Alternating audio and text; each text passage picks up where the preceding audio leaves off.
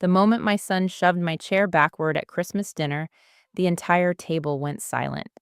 I still remember the sound of the chair legs scraping across the hardwood floor before Michael looked me dead in the eyes and said, cold as ice, "That seat is for Lauren's father. Get up." For a second, I thought he was joking, but nobody laughed. Not my daughter in law, not her wealthy parents, not even my own son after he watched me struggle to keep my balance at 67 years old. And standing there beside that table I once dreamed of filling with love, I realized something horrifying. I was no longer welcome in my own family. If you've ever been hurt by someone you sacrificed everything for, I want you to stay with me until the end of this story. And before we continue, tell me in the comments, have you ever felt like a stranger inside your own family? Please like and subscribe if stories like this touch your heart. And let me know where you're watching from and what time it is there right now. Tonight, I think a lot of us could use someone to talk to. 3 days before Christmas, I was standing in my kitchen peeling potatoes when my phone rang for the first time in nearly 2 weeks. I looked at the screen and froze when I saw Michael's name. For a moment, I just stared at it. My son used to call me every Sunday morning without fail. Back when he was younger, he'd even stop by unexpectedly after work just to raid my refrigerator and complain about traffic. But after he married Lauren Whitaker 4 years ago, the calls became shorter, then rarer, then almost non-existent. I wiped my hands on a towel before answering. "Hi, sweetheart." There was a pause. Not the warm kind, not the kind where someone is smiling on the other end. Just silence. "Hey, Mom," he finally said. His voice sounded distracted, tired maybe. I tried not to sound too eager. "How are you?" "Busy. You know, holiday stuff." I nodded, even though he couldn't see me. My small house in Albuquerque was so quiet these days that sometimes I caught myself talking out loud just to hear another voice. "Well," I said gently, "I'm glad you called." Another pause. Then he cleared his throat. "Lauren and I are hosting Christmas dinner this year. You should come." For a second, my heart actually lifted. It embarrassed me how quickly hope could still bloom inside me after months of being ignored. "Oh," I said softly. "Really?" "Yeah." No excitement, no warmth, just obligation. But I grabbed onto the invitation anyway. "I'd love to come." "Dinner's at 6, he said. "And Mom?" "Yes, don't come too early, okay? Lauren's parents will already be here helping set up." Something about the way he said it made my chest tighten. Not rude exactly, just careful, as if I needed to be managed. Still, I smiled to myself after we hung up. I told myself I was imagining things. Families went through phases, marriage changed dynamics. Maybe Michael was stressed because of work. I wanted to believe that. God help me, I really did. That night, I pulled down the old Christmas storage boxes from the garage attic by myself. Miguel used to do that for me before arthritis settled into my knees and before cancer took him away 3 winters ago. Sometimes I still expected to hear his boots by the front door. Still expected him to walk into the kitchen asking if I'd made coffee. Grief is strange that way. It doesn't disappear. It just becomes quieter. I sat on the living room floor, surrounded by ornaments, while old Spanish Christmas music played softly from my radio. Every ornament carried a memory. Michael in second grade, making crooked paper snowflakes. Miguel burning the tamales, because he insisted he could cook just as well as any woman. The year we barely had enough money for gifts, so we wrapped books from the thrift store in newspaper comics to make Michael laugh. Back then we had almost nothing, but our home was full. That was before appearances started mattering, before Michael met the Whitakers. The Whitakers lived in one of the richest neighborhoods in Santa Fe. Lauren's father, Edward Whitaker, owned several luxury commercial properties and loved reminding people about it. The first time Miguel met him, we'd barely gotten through appetizers before Edward asked what college Michael had attended. When Michael admitted he'd gone to community college while working construction, Edward smiled politely and said, "Well, not everyone needs an Ivy League education, I suppose." I still remembered how Miguel's jaw tightened that night. My husband had worked 16-hour days laying tile and drywall so our son could have opportunities we never had. And Edward had dismissed him in one sentence. Miguel never forgot it. Neither did I. The next morning, I drove across town to pick up Michael's Christmas gift from the jeweler. Inside the small velvet box was Miguel's silver watch. It wasn't expensive compared to the watches Edward Whittaker probably owned, but Miguel had worn it every day for nearly 30 years. When he died in the hospital, the nurse placed it in my hand. I'd kept it hidden ever since. Now I was finally ready to give it to our son. At least I thought I was. Later that afternoon, I sat at my kitchen table, putting together an old photo album for Michael. Pictures slipped through my fingers like pieces of another lifetime. Michael at age 7 missing his front teeth. Michael holding his first baseball glove. Miguel teaching him how to drive in our old Ford truck. I stopped at one picture in particular. It showed Miguel and Michael standing in front of the small construction office Michael owned now. I remembered that day clearly because Miguel and I had quietly emptied nearly half our savings account to help Michael open that business. We never told anyone, especially not Lauren's family. Michael had begged us not to. Edward already thinks I'm not good enough for Lauren, he'd said. I don't want him knowing I needed help. Miguel agreed to keep the secret because he loved our son. But after we gave Michael the money, Miguel made him sign paperwork acknowledging it as a family loan. Not because we planned to collect, but because Miguel believed responsibility mattered. You never help someone by teaching them entitlement, he used to say. At the time, Michael signed the papers without complaint. Back then, he still looked at us with gratitude in his eyes. Around 8 that evening, my phone buzzed again. Lauren. I straightened automatically before answering. Hi, Lauren. Hi, Krista, she said in that perfectly controlled voice of hers. Not cold, not warm, just polished.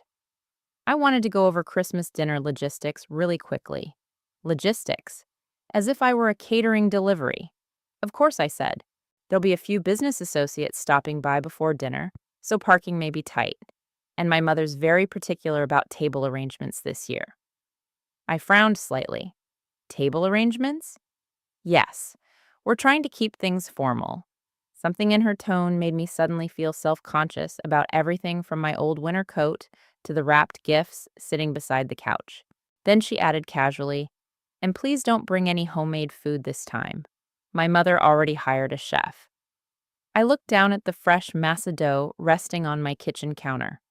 I'd spent all afternoon making tamales, Michael's favorite since childhood. Oh, I whispered. Silence stretched between us. Then Lauren sighed lightly, almost impatiently. We just want everything to go smoothly. Smoothly. I swallowed the ache rising in my throat. Of course, I said again. After we hung up, I stood alone in my kitchen for a very long time. The house suddenly felt too quiet, too still. Snow had started falling outside the window in soft white sheets, covering the neighborhood in Christmas light reflections. I looked at the tamales cooling on the counter, then at Miguel's watch sitting inside its velvet box. And for the first time since Michael invited me, a strange feeling settled deep in my stomach. Not fear exactly. Something worse. The feeling that I was being invited somewhere I no longer belonged. Christmas Day arrived cold and bright, with sunlight reflecting sharply off the snow-covered sidewalks outside my house. I spent almost an hour getting ready, which probably sounds foolish for a 67-year-old woman attending dinner at her own son's home. But when you haven't felt wanted in a long time, even small invitations begin to feel important. I curled my silver gray hair carefully and wore the dark green sweater Miguel used to say brought out my eyes. I even put on lipstick, though I rarely bothered anymore. Then I wrapped Michael's gifts one last time. The photo album, Miguel's watch, and the container of tamales I decided to bring anyway. I knew Lauren told me not to, but some stubborn part of me refused to arrive empty-handed to my own family's Christmas dinner. The drive to Santa Fe took a little over an hour because of the snow. Christmas lights glowed from rooftops all along the highway, and for a moment I let myself pretend everything would be okay. Maybe I was overthinking things. Maybe Michael had just been stressed lately. Maybe this dinner would fix everything. Hope can make fools out of mothers. When I finally pulled into Michael's driveway, my stomach tightened immediately. Luxury cars lined the street. A valet attendant stood near the entrance. I actually checked the house number to make sure I was at the right place. The home looked different from the last time I'd visited 6 months earlier. New stone landscaping, designer lanterns, expensive outdoor furniture covered lightly in snow. Everything screamed money, and somehow none of it felt like my son. I picked up my gifts carefully and walked toward the front door. Before I could knock it open, Lauren stood there in a cream-colored dress with diamond earrings sparkling beneath the entryway chandelier. "Oh," she said, sounding surprised to see me exactly on time. "Hi, Krista." "Merry Christmas," I said warmly. She leaned forward stiffly to air kiss my cheek without touching me. "You made it safely." Behind her, I could already hear laughter filling the house. Rich laughter, confident laughter, the kind that comes from people who have never worried about overdraft fees or medical bills. I stepped inside slowly. The house smelled like expensive candles and catered food. Not cinnamon, not roasted chilies, not home. Lauren glanced at the foil-covered tray in my hands. "You brought food?" "Just tamales," I said softly. "Michael always loved well." She forced a smile. The chef already finalized the menu. I swallowed. Of course. Before I could say more, a booming male voice interrupted from the living room. There's the Gonzales matriarch Edward Whitaker emerged holding a glass of wine. Tall, silver-haired, perfectly tailored sweater. The kind of man who always looked like he belonged in magazine advertisements about wealth management. Beside him stood Patricia Whitaker, elegant and expressionless in pearls. Edward hugged me with exaggerated politeness. "Krista," he said loudly, still driving that old Honda. I smiled tightly. "It still works." "Well," he chuckled. "That's one way to save money." Patricia gave me a thin smile before her eyes drifted toward my coat. "I do hope the roads from Albuquerque weren't too difficult," she said. "Though I suppose you're used to long drives?" I wasn't sure what that meant exactly, but it felt insulting anyway. Then I saw Michael. My son stood near the dining room, talking to two men in expensive suits. For one beautiful second, his face softened when he saw me. Mom. There he is, I thought. My boy. He walked over and hugged me quickly with one arm. Not tightly, not lovingly, just briefly. Still, I held on to that tiny moment like it mattered. "Merry Christmas, sweetheart." "You too." He glanced around nervously before lowering his voice. "Hey, thanks for coming." "Thanks for coming." Not, "I'm happy you're here." I pushed the thought away. "I brought your gift," I said with a smile. "Mom, you didn't have to.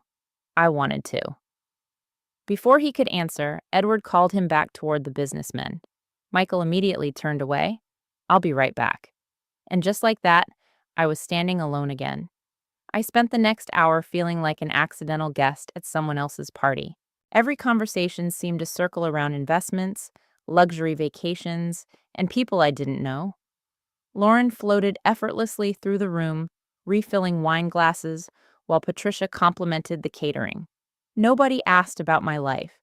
Nobody asked how I'd been spending the holidays since Miguel died. At one point, I overheard Edward speaking proudly to one of the guests. "Michael's learning quickly," he said. "I've been helping him refine his image. Business is all about perception. Image." The word sat bitterly in my chest. Later, I slipped quietly into the kitchen to place the tamales on the counter. One of the catering staff looked confused. "I don't think these were approved for service." "Approved?" I almost laughed. "It's fine," I whispered. "Just leave them here." As I turned around, I noticed Michael standing in the doorway. For a second, his eyes landed on the tray, and I saw something flicker across his face. Memory? Childhood? Love. "You still make them the same way?" he asked quietly. "Your father's recipe," I said. His expression softened briefly. Then Lauren appeared beside him. "Dinner's ready," she announced brightly, And just like that, the softness vanished. Everyone gathered around the massive dining table, decorated with gold candles and crystal glasses. I hesitated before sitting down. There was one empty chair beside Michael, the seat I had sat in every Christmas since he was a little boy. So naturally, instinctively, I moved toward it. I had barely touched the chair when Michael's hand suddenly grabbed the back of it. Hard. The chair jerked backwards so sharply that I nearly lost my balance. The room went silent. At first, I thought maybe something was wrong. Then Michael looked directly at me, not embarrassed, not apologetic, cold. "That seat is for Lauren's father," he said flatly. "You can sit over there." He pointed toward the far end of the table, near the kitchen entrance. Away from him, away from everyone. For a second, I genuinely couldn't breathe. I stared at my son, waiting for him to smile, waiting for him to say he was joking, but he didn't. Nobody did.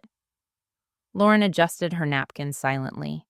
Patricia sipped her wine, and Edward slowly lowered himself into the chair that had just been taken from me.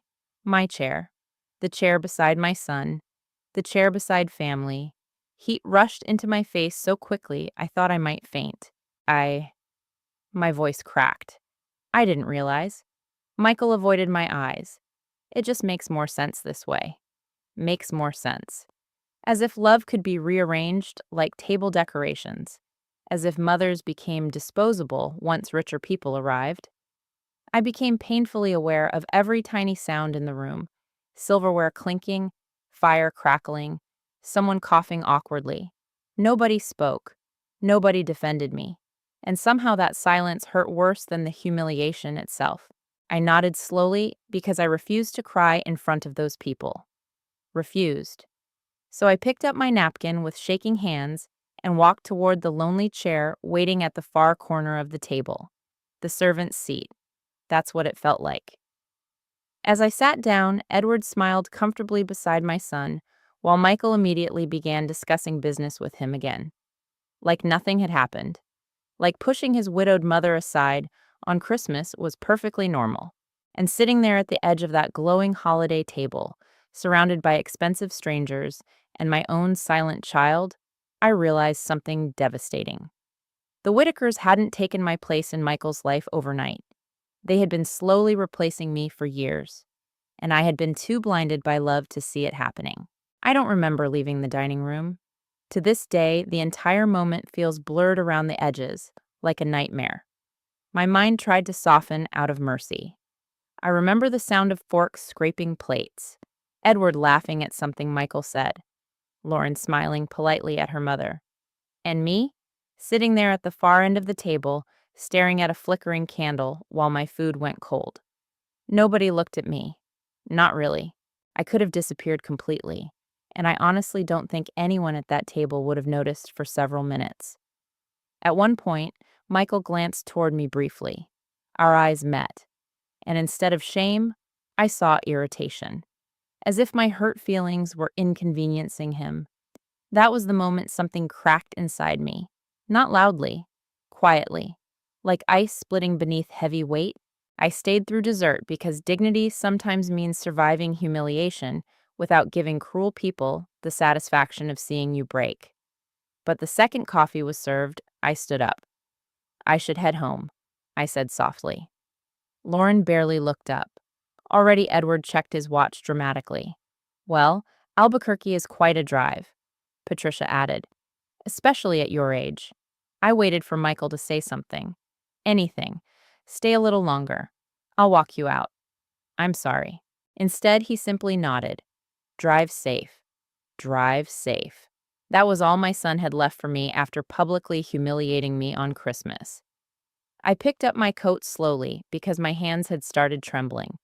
The photo album still sat unopened near the tree. Miguel's watch still wrapped inside its velvet box. Nobody had even asked about the gifts.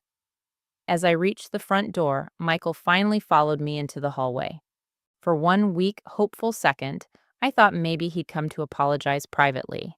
Instead, he lowered his voice and said, "Mom, you kind of made things awkward tonight." I stared at him. I made things awkward. He rubbed his forehead tiredly. You know Edward's old-fashioned about hosting arrangements? Hosting arrangements. I almost laughed from disbelief. You pushed me, I whispered. I barely touched the chair. You embarrassed me in front of everyone. His jaw tightened instantly. Why does everything have to become emotional with you? That sentence hurt more than the chair, more than the silence. Because once upon a time, Michael used to cry if he saw me upset. Now my pain annoyed him. I'm your mother, I said quietly, and you're acting like I attacked you over a chair. I looked at him for a very long time then. Really looked at him. At the expensive sweater Edward probably bought him. At the tension behind his eyes. At the exhaustion he tried to hide beneath confidence. And suddenly, beneath all my heartbreak, I saw something else. Fear. Michael was afraid of those people. Afraid of disappointing them. Afraid of losing whatever approval they dangled in front of him. But understanding someone's weakness doesn't erase the damage they cause. I should go, I said. He exhaled sharply, like he was relieved the conversation was ending. That nearly destroyed me. As he opened the front door, cold wind rushed inside, carrying the scent of snow and pine trees. "Merry Christmas, Mom," he said automatically. I turned toward him one last time. "Merry Christmas." Michael. Then I walked out into the dark. The drive home felt longer than usual. Snow fell heavily across the highway, while Christmas songs played softly through the radio speakers, like cruel little reminders of happier years. About halfway home, I had to pull over because I couldn't see through my tears anymore. I parked near an empty gas station and gripped the steering wheel while sobs tore through my chest so violently it physically hurt. I cried for Miguel. I cried for my son. I cried for the woman I used to be before loneliness became normal. But mostly I cried because deep down, I finally understood something I'd been refusing to admit for years. Michael wasn't slowly drifting away from me. He had already left. The snow kept falling outside my windshield while memories crashed through my mind one after another. Michael at age 9, running into my arms after losing a baseball game. Michael at 16, promising he'd always take care of me someday. Michael standing beside Miguel's hospital bed, crying so hard he could barely breathe. Back then, grief had made us closer, or at least I thought it had. Maybe I had mistaken dependence for love. By the time I reached home, it was nearly midnight. The house greeted me with silence. No lights, no laughter, no husband waiting in his recliner. Just silence. I stepped inside slowly and set the untouched gifts on the kitchen counter. Then I finally noticed the tray of tamales still sitting in my back seat through the window. I had forgotten them entirely. Michael's favorite Christmas food in the world. Never served. Never wanted. Something about that broke me all over again. I carried the tray inside and stood alone in my kitchen staring at it. Then, without thinking, I opened the trash can lid. I almost threw them away, but Miguel's voice suddenly echoed inside my memory so clearly it stopped me cold. Never destroy something made with love, mi corazón, even if the wrong people fail to appreciate it. I burst into tears again, this time harder. I sank slowly into one of the kitchen chairs while grief and humiliation crashed through me in waves. After a while, I wiped my face and looked toward the hallway closet. The box? Miguel's box? For 3 years, I had barely touched it. After his death, I couldn't bear to go through the documents he left behind. Every paper smelled faintly of his cologne and carried memories I wasn't strong enough to face. But tonight felt different. Tonight, something inside me had shifted. I walked slowly to the closet and pulled the heavy storage box onto the dining table. My hands trembled as I opened it. Inside were folders, bank documents, old business records, insurance papers, and handwritten notes in Miguel's familiar, messy handwriting. At the very top rested a sealed envelope, my name written across the front, Krista. Just seeing his handwriting made my throat tighten. I sat down carefully before opening it. Inside was a letter. The paper shook slightly in my hands as I began reading. Mi amor, if you are reading this, it means I am gone. and I fear Michael may have become the kind of man I prayed he never would. My entire body went still. I kept reading. I know our son loves deeply, but he also fears deeply. And fearful men can be manipulated by people who measure worth in money and status. Edward Whittaker worries me. There was more, much more, pages of it. Miguel wrote about conversations he'd had with Michael during the first year of his marriage, about financial pressure, about insecurity, about the way Michael constantly compared himself to Lauren's wealthy family. Then I reached the sentence that made my stomach drop. I made Michael sign legal acknowledgement forms for every major financial transfer we gave him. Copies are included in the blue folder. I looked up slowly. Blue folder. Heart pounding, I searched through the box until I found it. Inside were copies of bank transfers totaling nearly $200,000 over 8 years. Down payments, business loans, mortgage assistance, and beneath them all, Michael's signature. I stared at those papers in stunned silence. All these years, I thought Miguel simply wanted our son to learn responsibility. But now, reading the final page of the letter, I realized the truth. Miguel had been preparing for this exact moment. And suddenly, for the first time since Christmas dinner began, I no longer felt powerless. I felt awake. I barely slept that night. Every time I closed my eyes, I saw Michael's hand shoving my chair backward across the floor. Then I'd hear Miguel's voice from the letter all over again. Fearful men can be manipulated by people who measure worth in money and status. At 4:30 in the morning, I gave up trying to sleep entirely and made coffee instead. The house was dark except for the soft glow of Christmas lights blinking in my living room window. Usually the morning after Christmas felt peaceful to me. Quiet, sacred almost, but this morning felt different, like the beginning of something I couldn't yet fully understand. I carried my coffee back to the dining table, where Miguel's documents still lay spread out in careful stacks. For hours, I read every single page: bank transfers, loan agreements, business records, even handwritten notes Miguel had attached to certain documents. One note stopped me cold. Michael requested another extension. Says cash flow is unstable. Edward, encouraging expansion anyway. I frowned.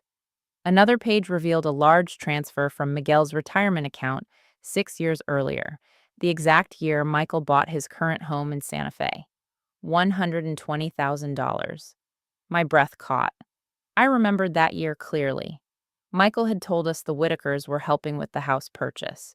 But according to these papers, Miguel and I had quietly covered most of the down payment ourselves. And Michael knew it. There was even a signed acknowledgement form attached beneath the transfer. I stared at my son's signature for a long time. Not because of the money. God knows parents sacrifice for their children every day without expecting repayment. That was never the point. The point was that Michael had allowed people like Edward Whittaker to treat us like small, unimportant outsiders while standing on a foundation we helped build. The realization hurt more deeply than I could explain. Around 8 in the morning, my phone rang. Angela Ruiz. I hadn't spoken to her in nearly 2 months. Angela and I became friends years ago when her husband worked construction jobs with Miguel.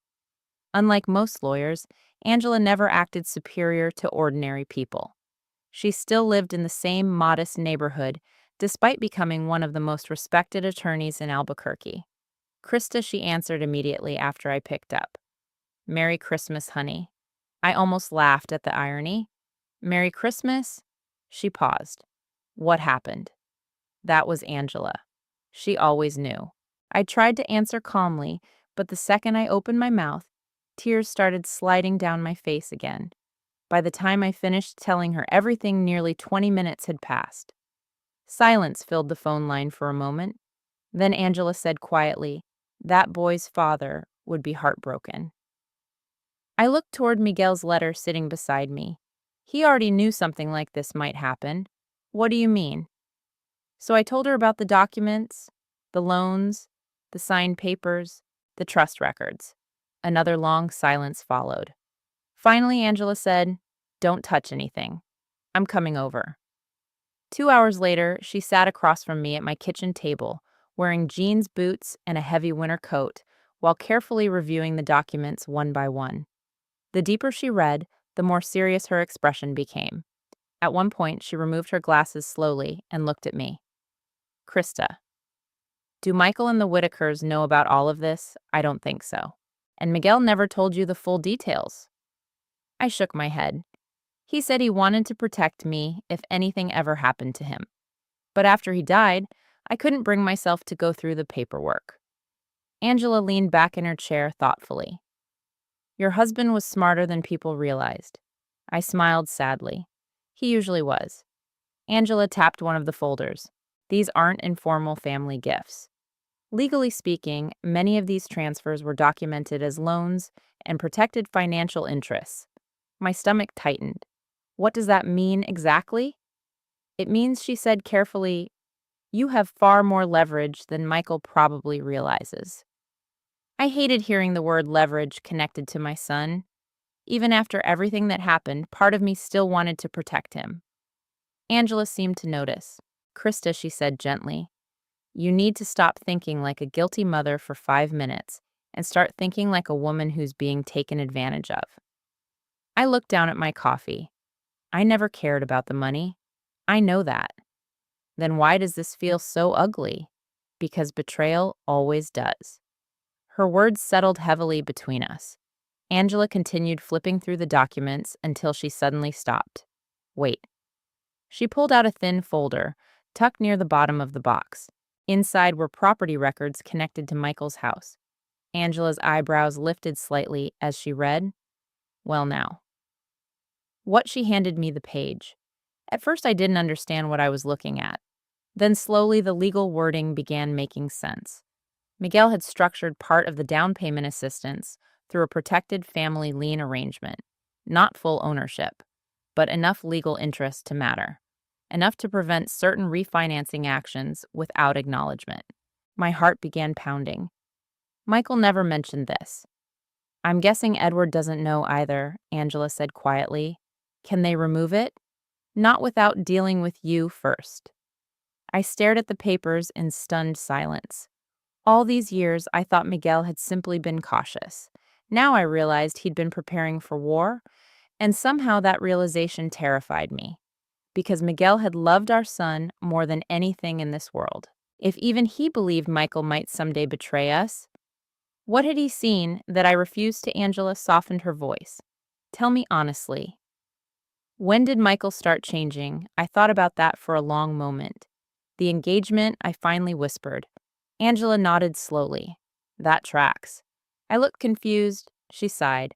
Krista, men like Edward Whitaker don't just influence finances. They influence identity. Your son spent his entire life feeling working class. Then suddenly he's surrounded by wealth status private clubs, expensive vacations. He started feeling ashamed, I whispered. Yes. The word hit me like a punch. Ashamed. Not of himself, of us. I thought about the way Michael used to avoid discussing his childhood around Lauren's family. How he slowly stopped speaking Spanish at family gatherings. How he traded homemade birthday dinners for expensive restaurants. Tiny changes, small compromises, until eventually I no longer recognized him. Angela reached across the table and squeezed my hand. This isn't your fault. But I raised him. You raised a loving boy. Somewhere along the way, he became a frightened man. Tears burned my eyes again. I don't know what to do. Angela was quiet for a moment. Then she asked softly, what do you want? The answer came immediately. I want my son back. And that was the saddest part of all, because deep down, I already knew the truth. The version of Michael I missed might not exist anymore. Just then, my phone buzzed across the table. Michael. Angela looked at me carefully. You don't have to answer. But I did, because no matter how much pain he caused me, he was still my child. I picked up the phone slowly. Hello? Michael's voice sounded tense. Mom, we need to talk. Not Mom. I'm sorry. Not, are you okay? Just, we need to talk. And suddenly, with Miguel's documents spread across my table, and Angela silently watching me from across the room, I had a terrible feeling I already knew exactly what my son wanted. Michael arrived at my house the next afternoon just before sunset. I saw his black SUV pull into the driveway while I was standing at the kitchen sink washing dishes that didn't really need washing. Anxiety had kept me moving all day. Angela had already left that morning, but not before warning me carefully. Do not let guilt make decisions for you, Krista. I promised her I wouldn't. But promises become fragile when your child knocks on your door. Michael walked in without waiting long after I opened it, carrying cold air and the faint smell of expensive cologne into the house. For a second, memories collided painfully inside me. The little boy who used to run into this kitchen asking for hot chocolate. The teenager who once hugged me after his first heartbreak. The grown man who pushed my chair away on Christmas. All three versions of him stood in front of me at once. "Hi," he said stiffly. "Hi." Neither of us hugged the other.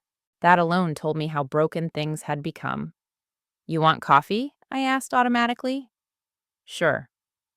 I turned toward the counter while he wandered awkwardly into the living room. His eyes scanned the house absently, almost distracted. Or maybe uncomfortable. The Christmas decorations still glowed softly around the room.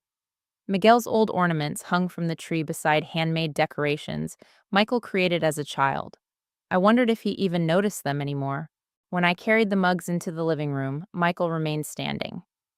"I can't stay long," he said immediately. "Straight to business." "Of course." I sat down slowly. "What did you need to talk about?" He rubbed the back of his neck before answering. "There's some paperwork I need your help with." There it was. Not an apology. Not regret. Paperwork. I kept my expression calm, even though disappointment settled heavily in my chest. "What kind of paperwork?" Michael finally sat across from me, leaning forward with restless energy. "The company's restructuring some financing," he explained quickly. "The bank's reviewing old liabilities and personal loan disclosures." I said nothing. He continued too fast, like someone rehearsing lines. "Basically, they need clarification that the money you and Dad gave me over the years wasn't formal debt." My stomach tightened. There it is, I thought. He knows. Or at least partially knows. Michael pulled several papers from a leather folder and slid them across the coffee table. "If you just sign these acknowledgement forms saying everything was gifted voluntarily, it cleans things up." I didn't touch the documents. Instead, I looked directly at my son. "When were you planning to apologize to me?" The question hit him like a slap. His eyes narrowed immediately. "Mom?" "No," I interrupted softly. "Answer me." He exhaled sharply and leaned back against the couch. "I already told you things got awkward at dinner. You humiliated me." His jaw clenched. "You're exaggerating." I stared at him in disbelief. Exaggerating. That word physically hurt. "I'm exaggerating because my son shoved me away from the family table on Christmas. I didn't shove you. You removed me from my seat so your father-in-law could take my place." Michael's frustration visibly grew. "You're making this symbolic when it wasn't." It was symbolic to me. Silence filled the room heavily. Outside, snow drifted softly across the windows, while my son looked at me like I was becoming an obstacle instead of a person. Finally, he rubbed his face tiredly. "Look, can we not do this right now? I'm already under enough pressure." Pressure. That word again. Always pressure. Always stress. Always excuses. I studied him quietly. Dark circles sat beneath his eyes. His shoulders looked tense, even while sitting still.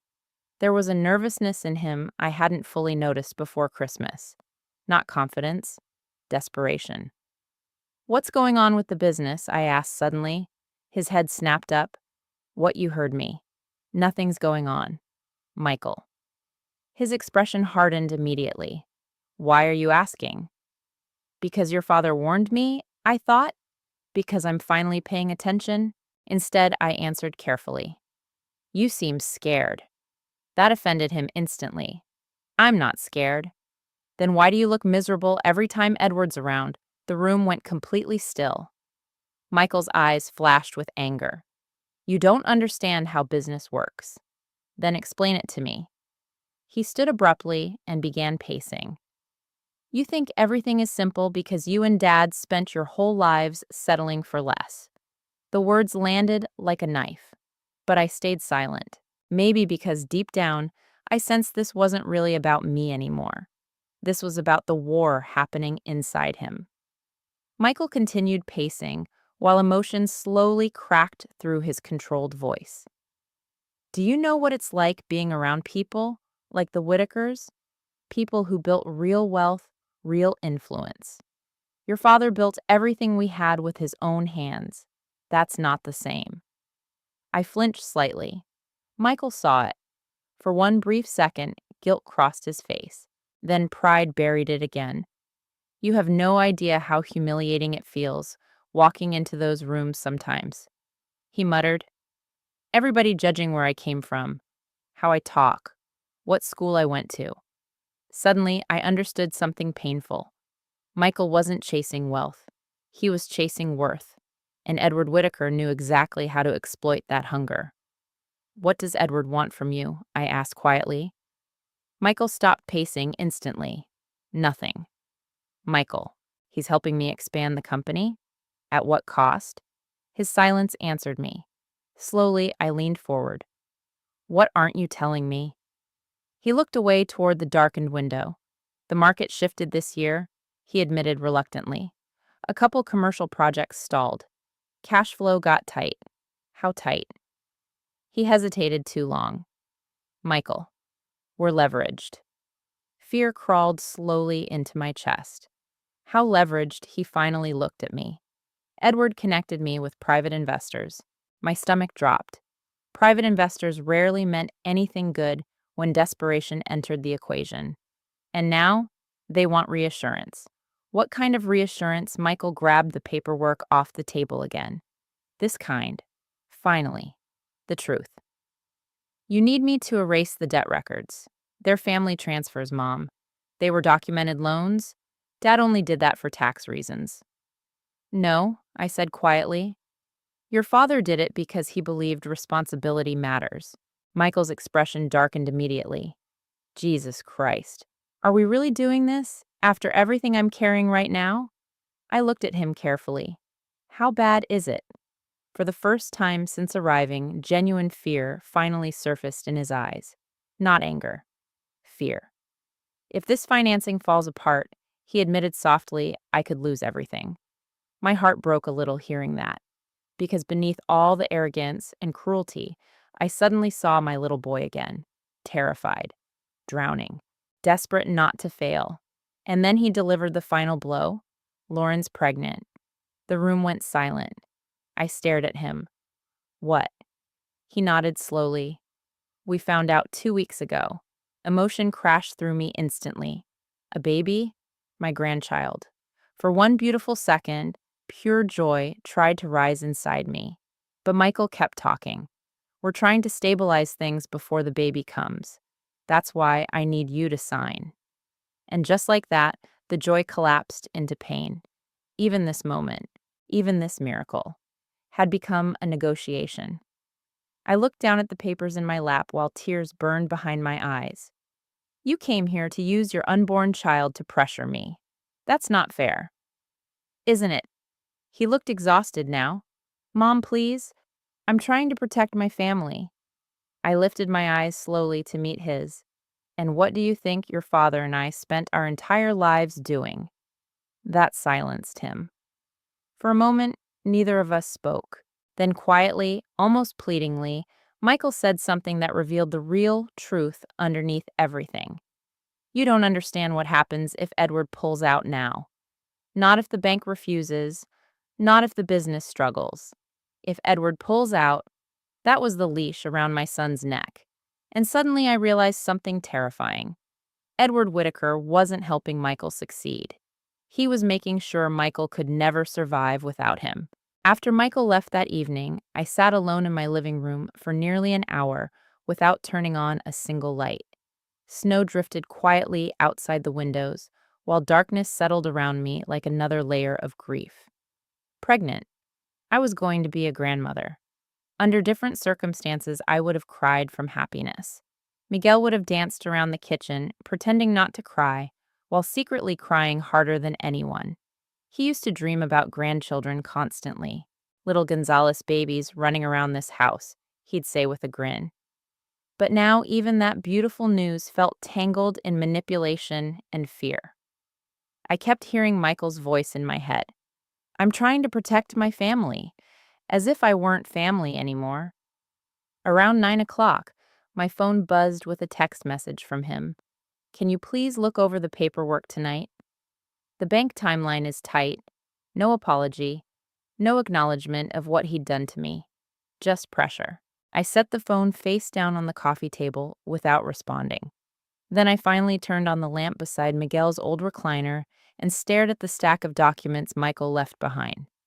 The papers were professionally prepared, clean, careful, designed to sound harmless. Simple acknowledgement forms, clarifications of informal family support, voluntary gift confirmations. The wording almost made me laugh, because buried beneath all the polished legal language was one simple truth. My son wanted me to erase the evidence that his parents helped build his entire life. I suddenly remembered a conversation Miguel and I had years earlier, shortly after Michael married Lauren. We were sitting on this exact couch after returning from a Whitaker charity gala where I spent 3 hours feeling invisible. Miguel loosened his tie and said quietly, Edward doesn't want Michael to feel equal.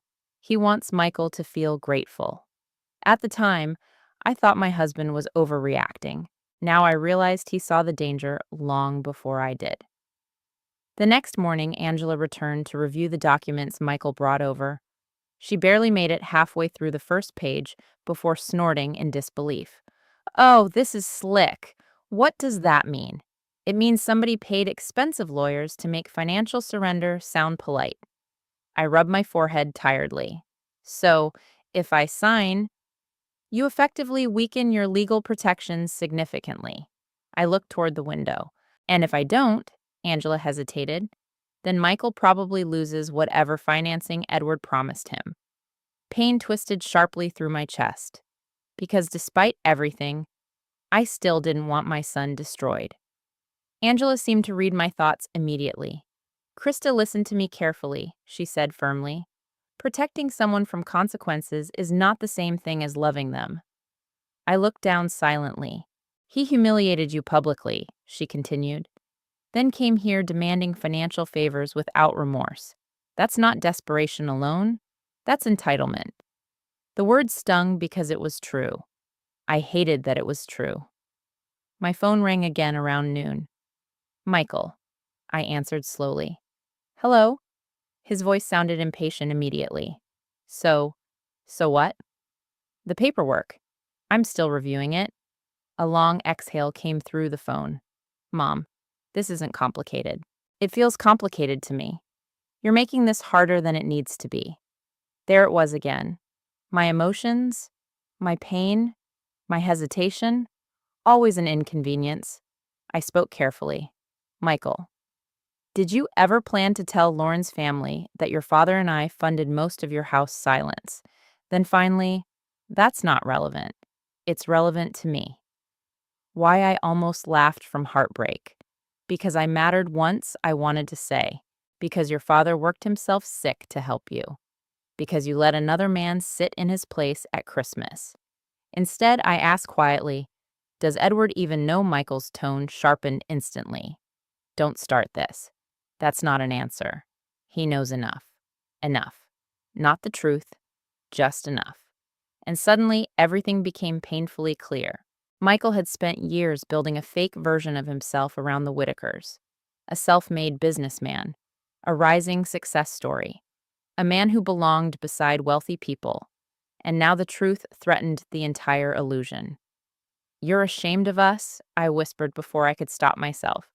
The silence afterward felt enormous. Finally, Michael spoke quieter this time. That's not fair. Isn't it? He stopped. What, you don't understand how they see people. I closed my eyes. No, Michael, I thought sadly. I understand perfectly. That was the problem. They look down on us, I said softly. That's not, they always have. He didn't deny it. That hurt more than anything else, because silence is confession sometimes. I need this deal, Mom, he said finally. You have no idea how much pressure I'm under. What exactly did Edward promise you? Another pause. Then reluctantly, a major expansion partnership. With whose money investors? What investors? You wouldn't know them. The dismissiveness in his voice snapped something inside me. Stop talking to me like I'm stupid. Silence. Then for the first time, Michael sounded slightly ashamed. I didn't mean, yes, you did. I stood up and walked slowly toward the kitchen window while holding the phone. Outside, children were building snowmen across the street, while Christmas decorations still hung from rooftops.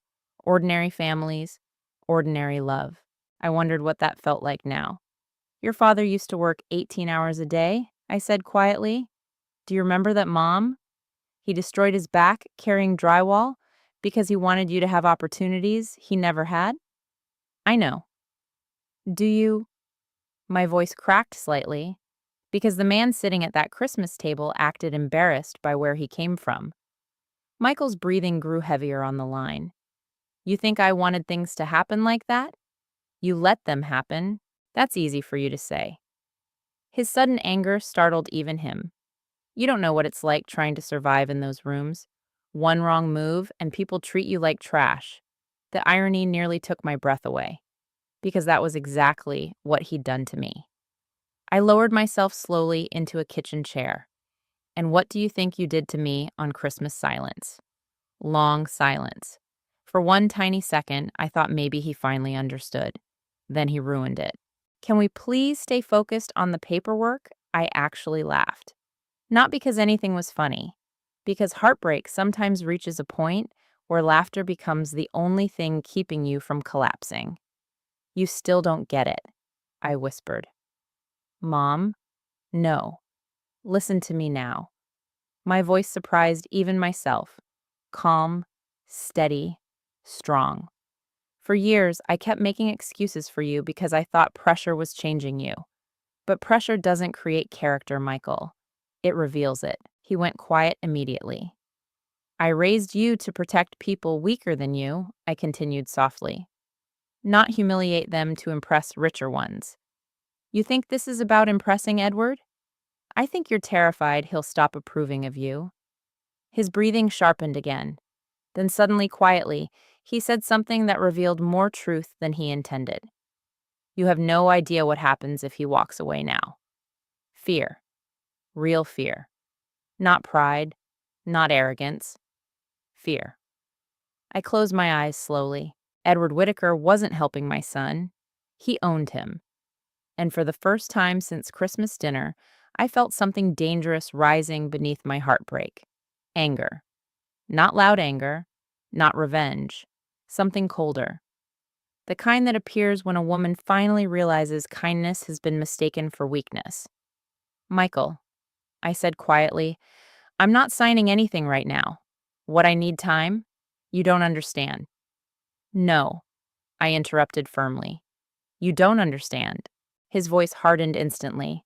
If this financing collapses, it affects my wife, my child, and whose fault is that? The silence that followed was different this time. Not guilty, hostile. When Michael finally spoke again, his voice sounded almost unfamiliar. You're being selfish. The word hit me hard. Selfish. After a lifetime of sacrifice, after years of financial help, after humiliation. Selfish. I felt tears sting my eyes again, but this time I refused to let him hear them. Quietly, steadily, I answered, no, Michael. I'm finally learning not to disappear for people who would never do the same for me. Then I hung up the phone. And for the first time in my life, I chose myself over my son. The silence after I hung up on Michael felt almost unreal. For several seconds, I just sat there staring at my phone in my trembling hand, hearing my own heartbeat pound inside my ears. I had never hung up on my son before. Not once in his entire life. Even during his worst teenage years, even during arguments after Miguel died, Even during moments when he ignored me for weeks, I had always stayed gentle, always stayed available, always stayed reachable. But something about hearing him call me selfish after everything I sacrificed finally broke through the fog I'd been living in for years. I slowly placed the phone down on the kitchen table and covered my face with both hands. Then I cried. Not because I regretted what I said, because I knew there was no going back anymore. The version of me who accepted crumbs just to stay connected to her child had finally disappeared, and grief followed her out the door. That evening, Angela came by again carrying takeout containers and a bottle of wine. The second she saw my face, she sighed softly. "He called again, didn't he?" I nodded. "He said I'm selfish." Angela closed her eyes briefly, like she was physically restraining herself from saying something dangerous. "Of course he did." I hung up on him. At that, she actually smiled a little. "Good." I stared at her weakly. "It doesn't feel good." "No," she admitted gently. "Boundaries rarely do at first." We ate quietly at the kitchen table while snow fell steadily outside. After a while, Angela set down her fork and looked at me carefully. "What are you most afraid of right now?" The answer came instantly. That he'll hate me. Her expression softened immediately. "Oh, Krista, I know how pathetic that sounds." "It doesn't sound pathetic. It sounds like motherhood." Tears burned behind my eyes again. "I keep thinking about the baby," I whispered. "What if this destroys everything before my grandchild is even born?" Angela reached for my hand. "You didn't create this situation."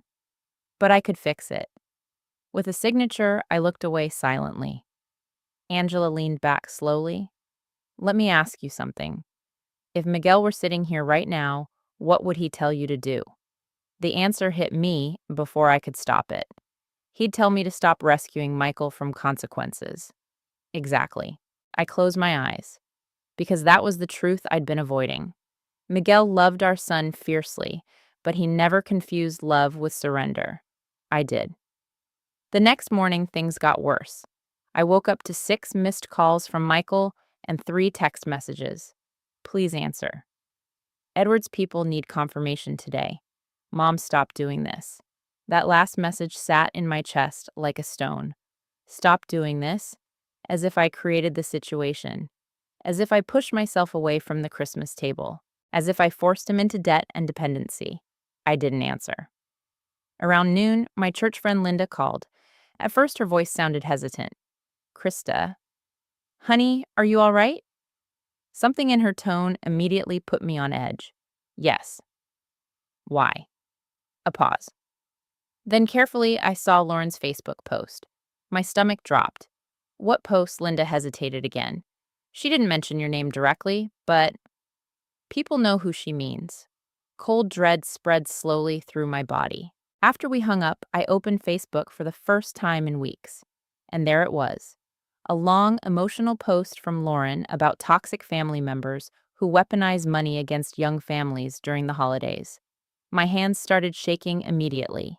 She wrote about certain people trying to sabotage Michael's future over old gifts freely given with love. Then came the line that nearly made me physically sick.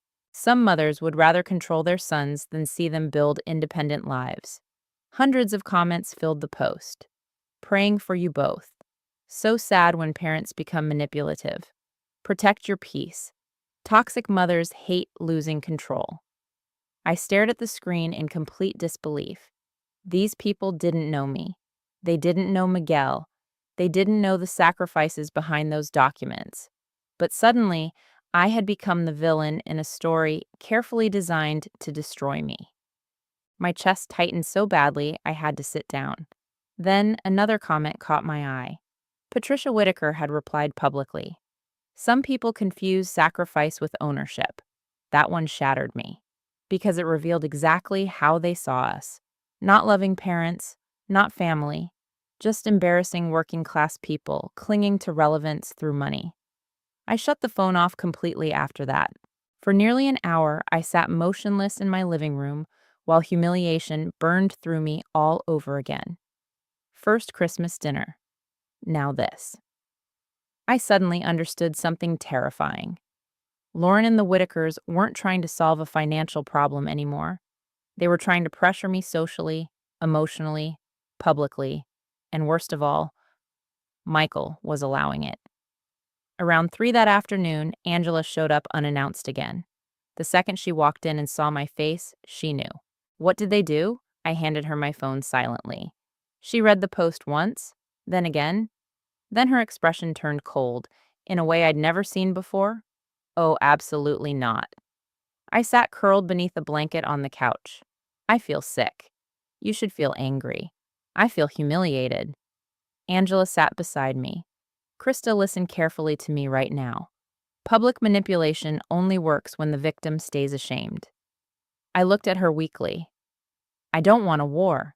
You're already in one. That silenced me. Because she was right.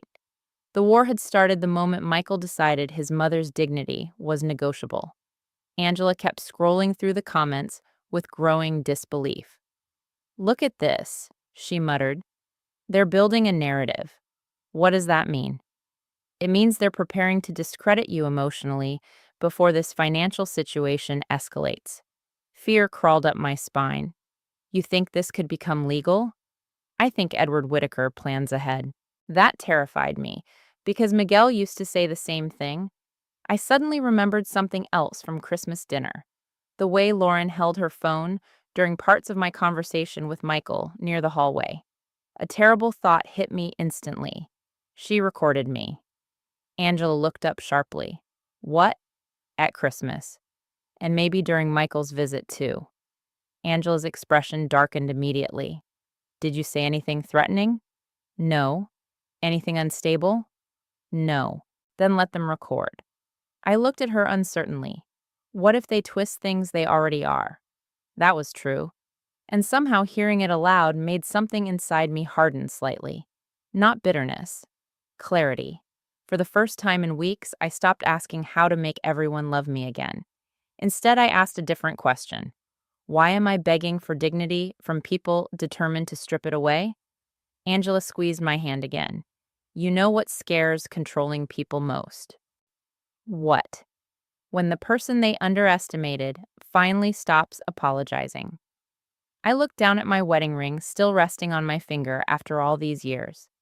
Miguel used to kiss this hand after every argument and say, You are stronger than you think, mi corazón. Maybe he knew someday I'd need to hear that after he was gone. Just then my phone buzzed again. Michael. This time, instead of panic, I felt tired, deeply tired.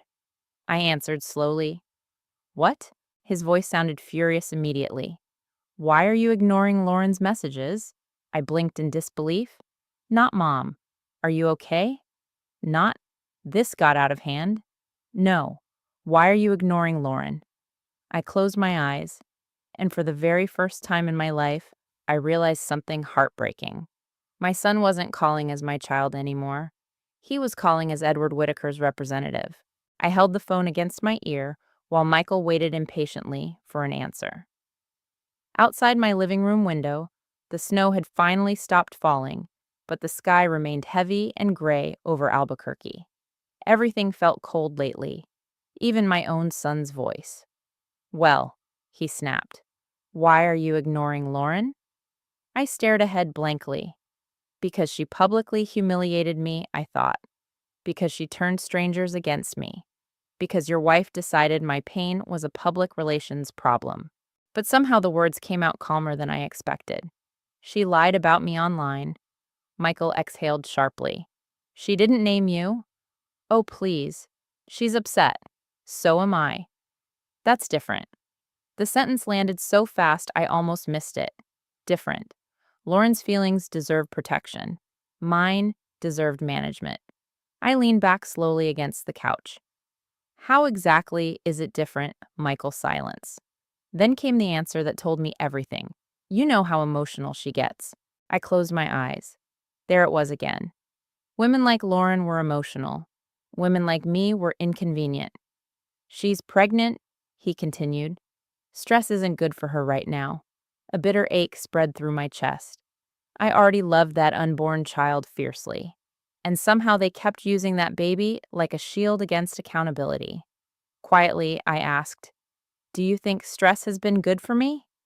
Michael didn't answer immediately. Then finally, "You're stronger than Lauren." That nearly broke my heart, because children often hurt the strongest parent the most, precisely because they assume they'll survive it. I spoke slowly. "Strong people still bleed, Michael." The silence afterwards stretched painfully long. Then his tone hardened again. "Look, can you just call Lauren and smooth this over?" Smooth this over, like I was cleaning up a spilled drink instead of mourning the collapse of my family.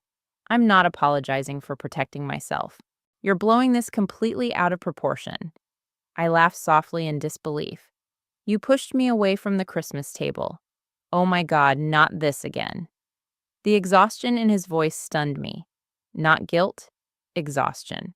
Like my pain had become repetitive background noise. Something inside me went quiet then. Not sadness, not anger. Something colder. The final death of denial. "I need some space from both of you right now," I said calmly. Immediately, his tone sharpened. "So that's it. You're just abandoning us." The accusation hit me so hard I almost dropped the phone. Abandoning. After a lifetime of sacrifice, after helping fund his business, his home, his future. I whispered, "You abandoned me long before I stepped away." Then I hung up. This time I didn't cry afterward. That scared me more than the tears ever had, because grief at least still feels connected to love. But numbness? Numbness feels like something ending. The next few days became unbearable. Lauren's post spread farther than I realized. At church the following Sunday, conversations stopped when I walked into the fellowship hall. Women who once hugged me warmly suddenly smiled too carefully. A man from Bible study awkwardly patted my shoulder and said, "Family conflict can really make people bitter at our age." At our age. As if aging itself had turned me cruel. I smiled politely while humiliation burned through my body. Then came the worst moment of all. Linda approached me near the coffee table with visible discomfort. "Krista, I probably shouldn't mention this." My stomach tightened immediately. "What?" She hesitated. "Well, Lauren told some people you're threatening Michael financially because you don't approve of their lifestyle." I stared at her. Threatening. The word echoed inside my skull like a slap. What exactly did she say? Linda looked embarrassed. "She implied you're trying to force control over their marriage because you don't want Michael depending on her family." For a moment, I genuinely couldn't breathe. Not because strangers believed it, because Michael was allowing it, maybe even helping it. I left church early that morning before anyone could see me cry. Back home, I sat in my car in the driveway for almost 20 minutes staring at the steering wheel. The loneliness felt physical now, like pressure crushing inward from all sides. I suddenly understood why so many older women disappear quietly into isolation after family betrayal. Because eventually, humiliation becomes exhausting. You stop defending yourself simply because you're tired. When I finally entered the house, Angela was already there waiting on my porch. One look at my face and she stood immediately. "What happened?" I tried answering calmly. Instead, I burst into tears. Angela wrapped both arms around me while I cried against her shoulder like a child. "I can't do this anymore," I whispered. "I can't survive being hated by my own son." "You are not hated. It feels like it." She guided me inside carefully. After making tea, Angela sat across from me at the kitchen table while I explained everything from church. The entire time, her expression grew colder and colder. "This is intentional," she said finally. "What is the social isolation?" I frowned weakly. "What do you mean?" Angela folded her hands carefully. "Edward Whittaker understands power, and one of the oldest forms of power is controlling public perception." I stared at her silently. "They want you ashamed," she continued. "Ashamed people become easier to pressure." My chest tightened. Pressure into what signing? Of course, everything came back to the documents, the loans, The financial dependency. I rub my forehead tiredly. I don't even recognize my own life anymore. Angela softened slightly. That's because this stopped being about family weeks ago. She reached into her purse and pulled out a folder. I didn't want to show you this until I verified everything. Fear crawled slowly into my stomach. What is it? A former employee from one of Edward's development companies contacted me. I blinked in confusion. What he saw Lauren's post online? Apparently, Edward has a reputation. Angela opened the folder carefully. Inside were printed emails, corporate filings, and handwritten notes. Krista, she said quietly, Edward Whitaker's business empire isn't as stable as it looks. I stared down at the papers. What are you saying? I'm saying several of his recent commercial projects are drowning in debt. A chill ran through me. Angela slid another document toward me. And according to this former employee, Edward's been aggressively shifting liability away from himself. I frowned. How? Through partnerships. Suddenly, my blood went cold. Michael. Angela nodded grimly. I think your son isn't just receiving investment help. He's being positioned. For what she hesitated carefully before answering. To absorb risk if things collapse. The room tilted slightly around me. No. I hope I'm wrong. But she didn't sound wrong. Not even a little. Memories suddenly rearranged themselves inside my head. Michael's constant panic. Edward's pressure. The desperate need to erase debt records. The fear. Dear God. They're setting him up, I whispered. Angela looked at me sadly. I think they already have. For several seconds I couldn't speak, because beneath all my anger, all my humiliation, all my heartbreak, he was still my little boy, manipulated, weak, lost, but still mine. Tears filled my eyes again. I don't know how to save him anymore. Angela's expression softened deeply. Maybe saving him doesn't mean rescuing him this time. I looked at her helplessly. Then what does it mean? Before she could answer, my phone buzzed again across the table. This time, it wasn't Michael. It was Lauren. And the message made my entire body go cold. If you don't cooperate soon, things are going to get very ugly for everyone. Angela slowly held out her hand for the phone. I gave it to her silently. She read the message once, then looked up at me very carefully. Well, she said quietly, now we know exactly who we're dealing with. I barely touched my dinner that night. The message from Lauren kept replaying in my head over and over again. If you don't cooperate soon, things are going to get very ugly for everyone. Not emotional, not impulsive, calculated. The kind of sentence written by someone used to getting compliance through intimidation. Angela stayed late that evening, reviewing the documents from Edward Whitaker's former employee, while I sat curled beneath a blanket on the couch, trying to process everything. At some point, she removed her glasses and rubbed her temples. Krista, I need you to prepare yourself emotionally for something. Fear tightened instantly inside my chest. What? She hesitated carefully. I think Michael may already be legally exposed. I stared at her blankly. What does that mean? Angela stood and carried several documents to the coffee table. These development partnerships Edward pushed Michael into, she explained. Some of them were structured through shell LLCs. I frowned. I don't understand. It means the liability trail becomes complicated, messy, sometimes intentionally. Cold dread crawled slowly up my spine, and Michael signed these looks like it. I pressed trembling fingers against my forehead. Oh my God. Angela sat beside me again. I don't think your son fully understood what he was agreeing to, but Edward did. Yes. Silence filled the room heavily. The Christmas lights on my tree blinked softly in the corner, while my entire understanding of Michael's life began shifting beneath my feet. For weeks, I'd been focused on the humiliation, the betrayal, the cruelty. But now another truth emerged underneath all of it. Michael wasn't acting like a man in control. He was acting like a trapped man pretending to be powerful. And suddenly, I remembered dozens of little moments I'd ignored over the past 2 years. Michael answering Edward's calls immediately, no matter the hour. Michael constantly anxious before Whitaker family events. Michael snapping defensively anytime finances came up. The exhaustion behind his eyes at Christmas dinner. Dear God.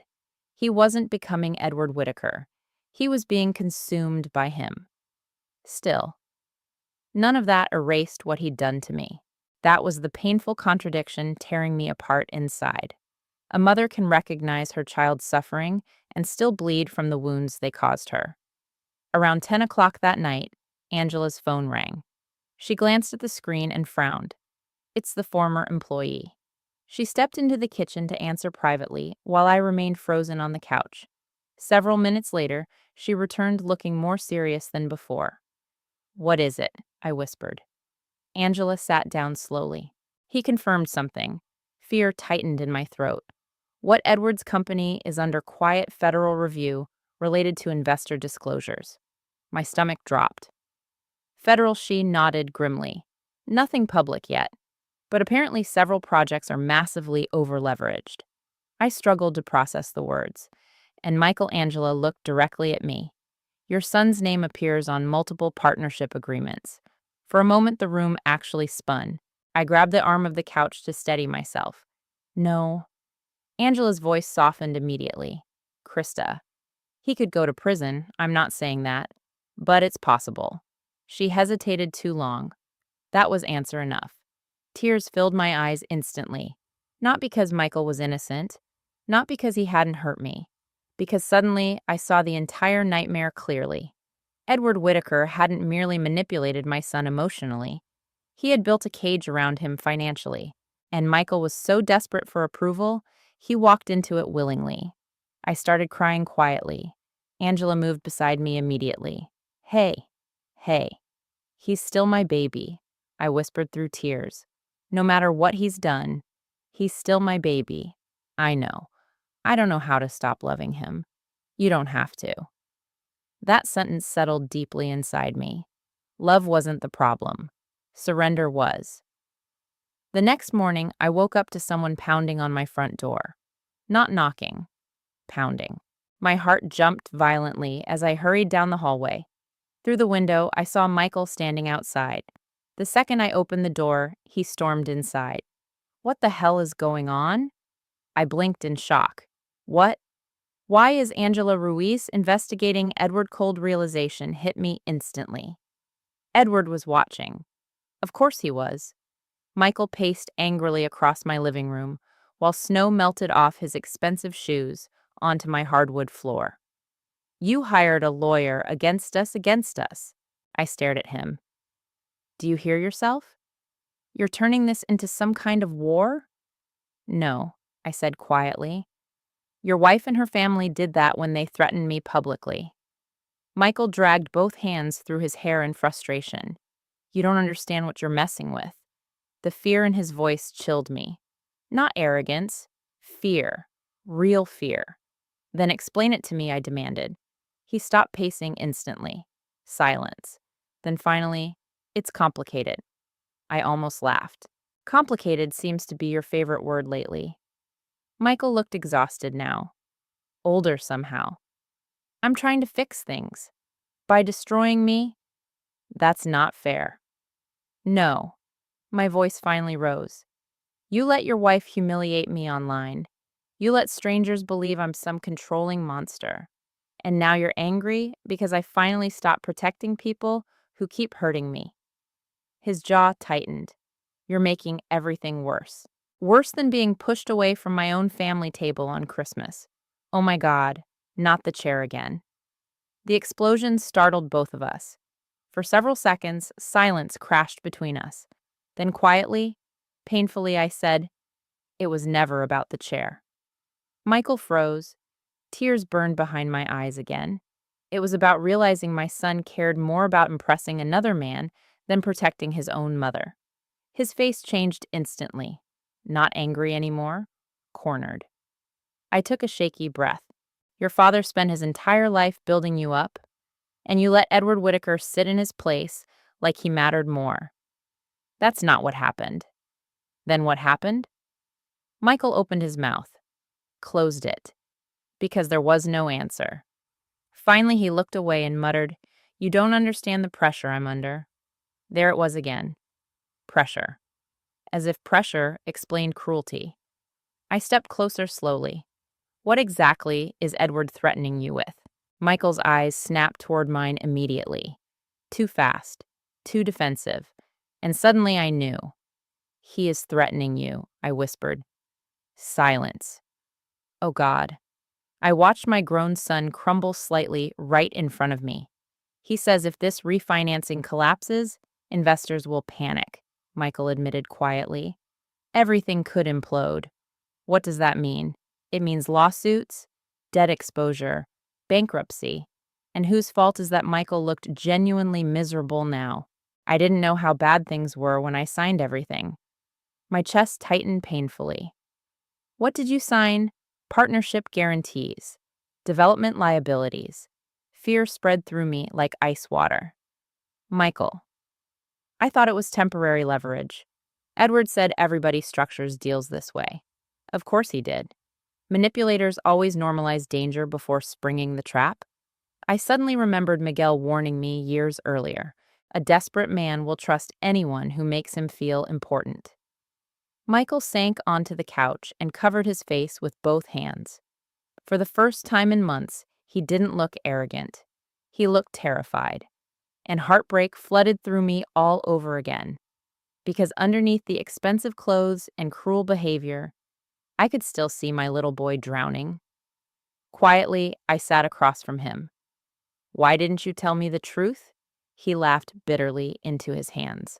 "Because you and Dad always looked at me like I could do better than this." The words hit me hard. What Michael finally lifted his head. "You have any idea what it feels like being 41 years old and still feeling like you're failing?" he whispered. Edward made me feel like I could finally become somebody. Tears filled my eyes instantly. Oh, Michael. He respected power, success, confidence. "No," I said softly. "He respected usefulness." That silenced him completely. And deep down, I think he knew I was right. For several seconds, neither of us moved. Then finally, quietly, my son asked the question that revealed just how trapped he truly was. "What happens if I can't fix this?" I looked at him for a very long time before answering. And for the first time since Christmas began, I told him the truth instead of protecting his feelings. "You may lose everything." Michael stared at me from across the living room like he no longer recognized the woman sitting in front of him.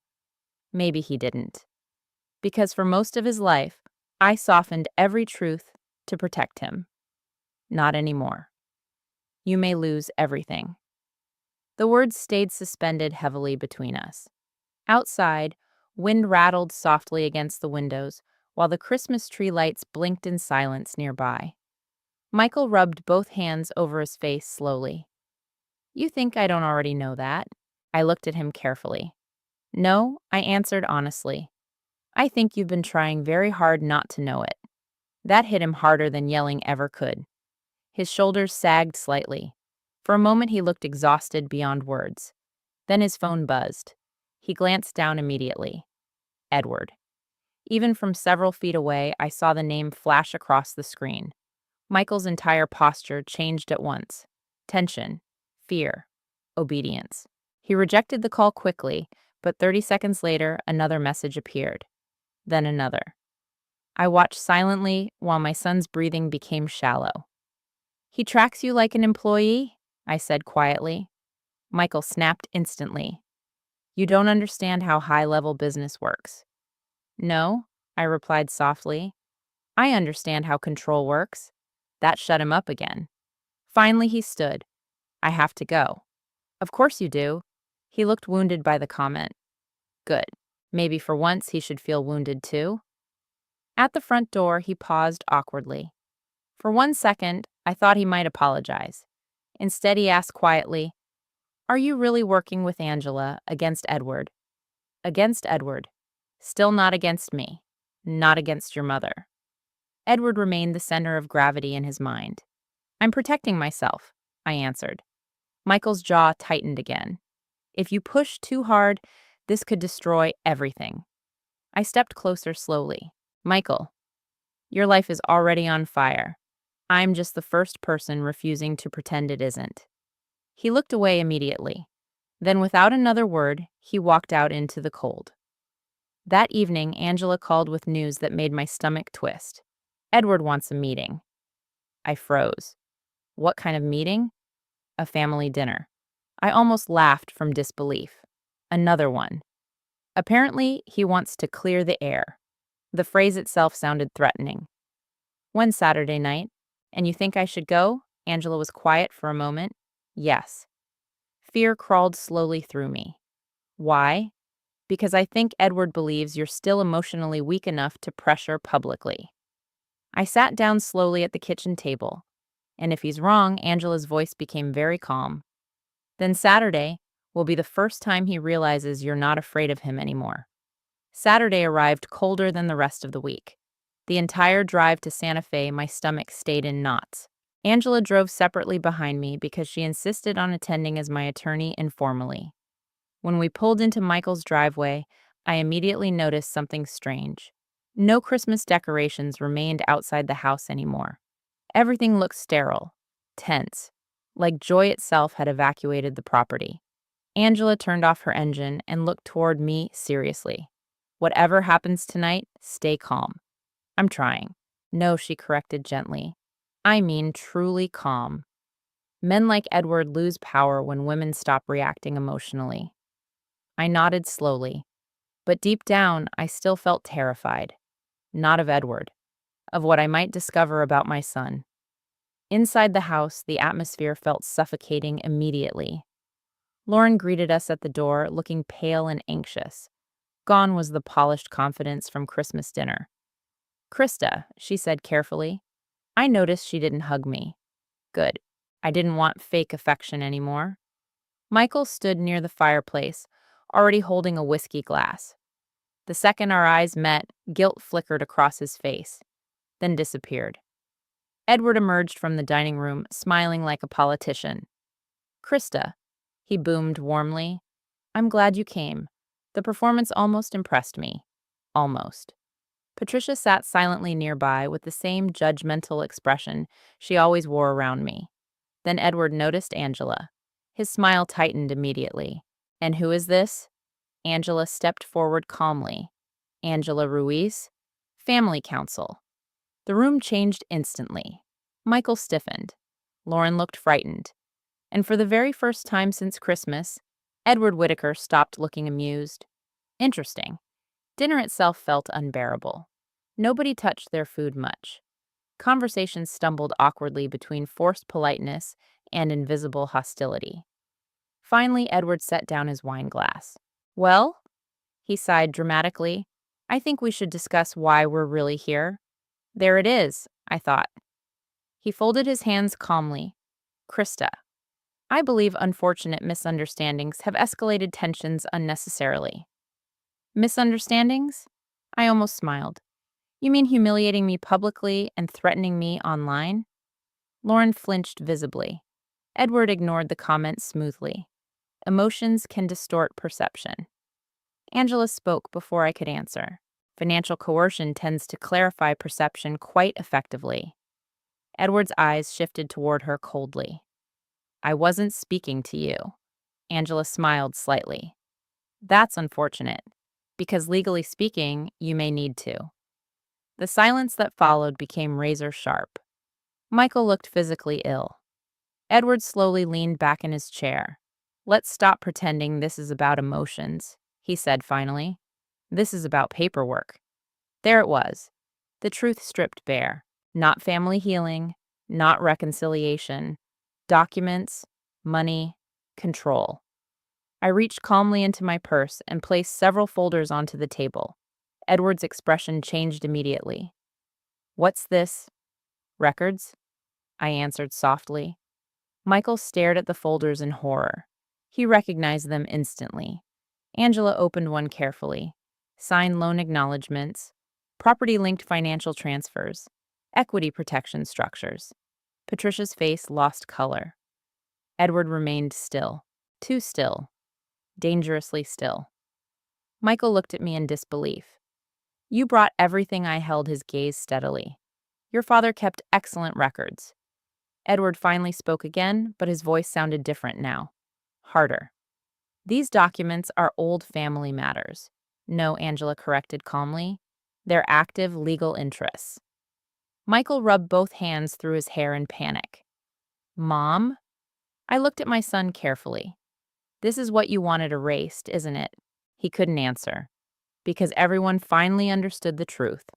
The successful businessman image Edward helped create rested partly on money Michael never truly owned. Edward's voice sharpened suddenly. You're making a mistake, Krista. For the first time since meeting him years ago, I wasn't intimidated. Maybe grief burned fear out of people eventually, or maybe humiliation finally teaches older women they have nothing left to lose. Quietly, I asked, what kind of mistake? His eyes locked onto mine. If these documents become obstacles, investors may reconsider their confidence in Michael entirely. Translation. Your son's life collapses if you resist me, Angela answered before I could. Interesting wording. Edward ignored her. Then slowly, carefully, he delivered the sentence that changed everything. You have to decide whether protecting your pride matters more than protecting your son. The room went completely silent, and suddenly, I understood the entire game. Edward never believed mothers protected themselves. He believed mothers sacrificed endlessly. He believed guilt would force me back into submission. The terrifying thing was, until recently, he would have been right. I looked directly at him across that polished dining table and spoke more calmly than I felt. You made one mistake, Edward. He frowned slightly. You thought humiliating me would make me weaker. For the first time all night, Edward Whitaker looked uncertain, and beside him, Michael slowly lowered his eyes in shame. Because deep down, he finally realized something too. The mother he pushed away at Christmas was no longer begging for a seat at anyone's table. The silence after my words settled over the dining room like smoke after an explosion. Edward Whitaker stared at me across the table, and for the first time since I'd met him, I saw something crack behind his polished confidence. Not fear, exactly, but irritation. The irritation powerful men feel when someone they dismissed suddenly refuses to stay small. Michael looked frozen beside him. Lauren sat rigid in her chair, one trembling hand resting unconsciously over her stomach. And Patricia Whitaker kept glancing nervously between her husband and Angela. Interesting, I thought. So even Patricia was afraid of him. Edward recovered first. Of course he did. Men like him spent their entire lives practicing control. He leaned back slowly in his chair and gave a small, humorless smile. You're emotional right now, Krista. I almost laughed. That word again. Emotional. As if women became irrational the moment they stopped surrendering. No, I said calmly. I'm awake. His smile vanished instantly. Angela remained quiet beside me, watching carefully. Edward folded his hands together. Let's be practical. Michael's company is vulnerable. The market shifted unexpectedly. We're trying to stabilize things before unnecessary panic spreads. Interesting. Not Michael's company, not Michael's decisions. We. I looked directly at my son. Is that how you see this, too? Michael opened his mouth, closed it again. Edward answered for him. Michael understands the stakes. No, I said quietly. I asked my son. That visibly irritated Edward. Michael rubbed both hands together anxiously. Mom, this situation got bigger than I expected. Finally. A tiny piece of honesty. I held his gaze. How much bigger? Michael hesitated. Then Edward interrupted sharply. We're not discussing confidential business structures. Angela finally spoke again. That's convenient. Edward's eyes flashed toward her. I'm warning you carefully, Ms. Ruiz. Interference could expose everyone at this table to consequences. There it was. The threat. Not even subtle anymore. Lauren visibly flinched. Michael looked sick. And suddenly, something clicked inside my mind. Edward wasn't confident tonight. He was desperate. I turned slowly toward Michael. Do you know what your father used to say about desperate people? Michael avoided my eyes. No. He said desperation makes dangerous men show their true character. Edward laughed suddenly, but there was no warmth in it. Oh, please. Spare us the working class wisdom speeches. The insult landed exactly the way he intended.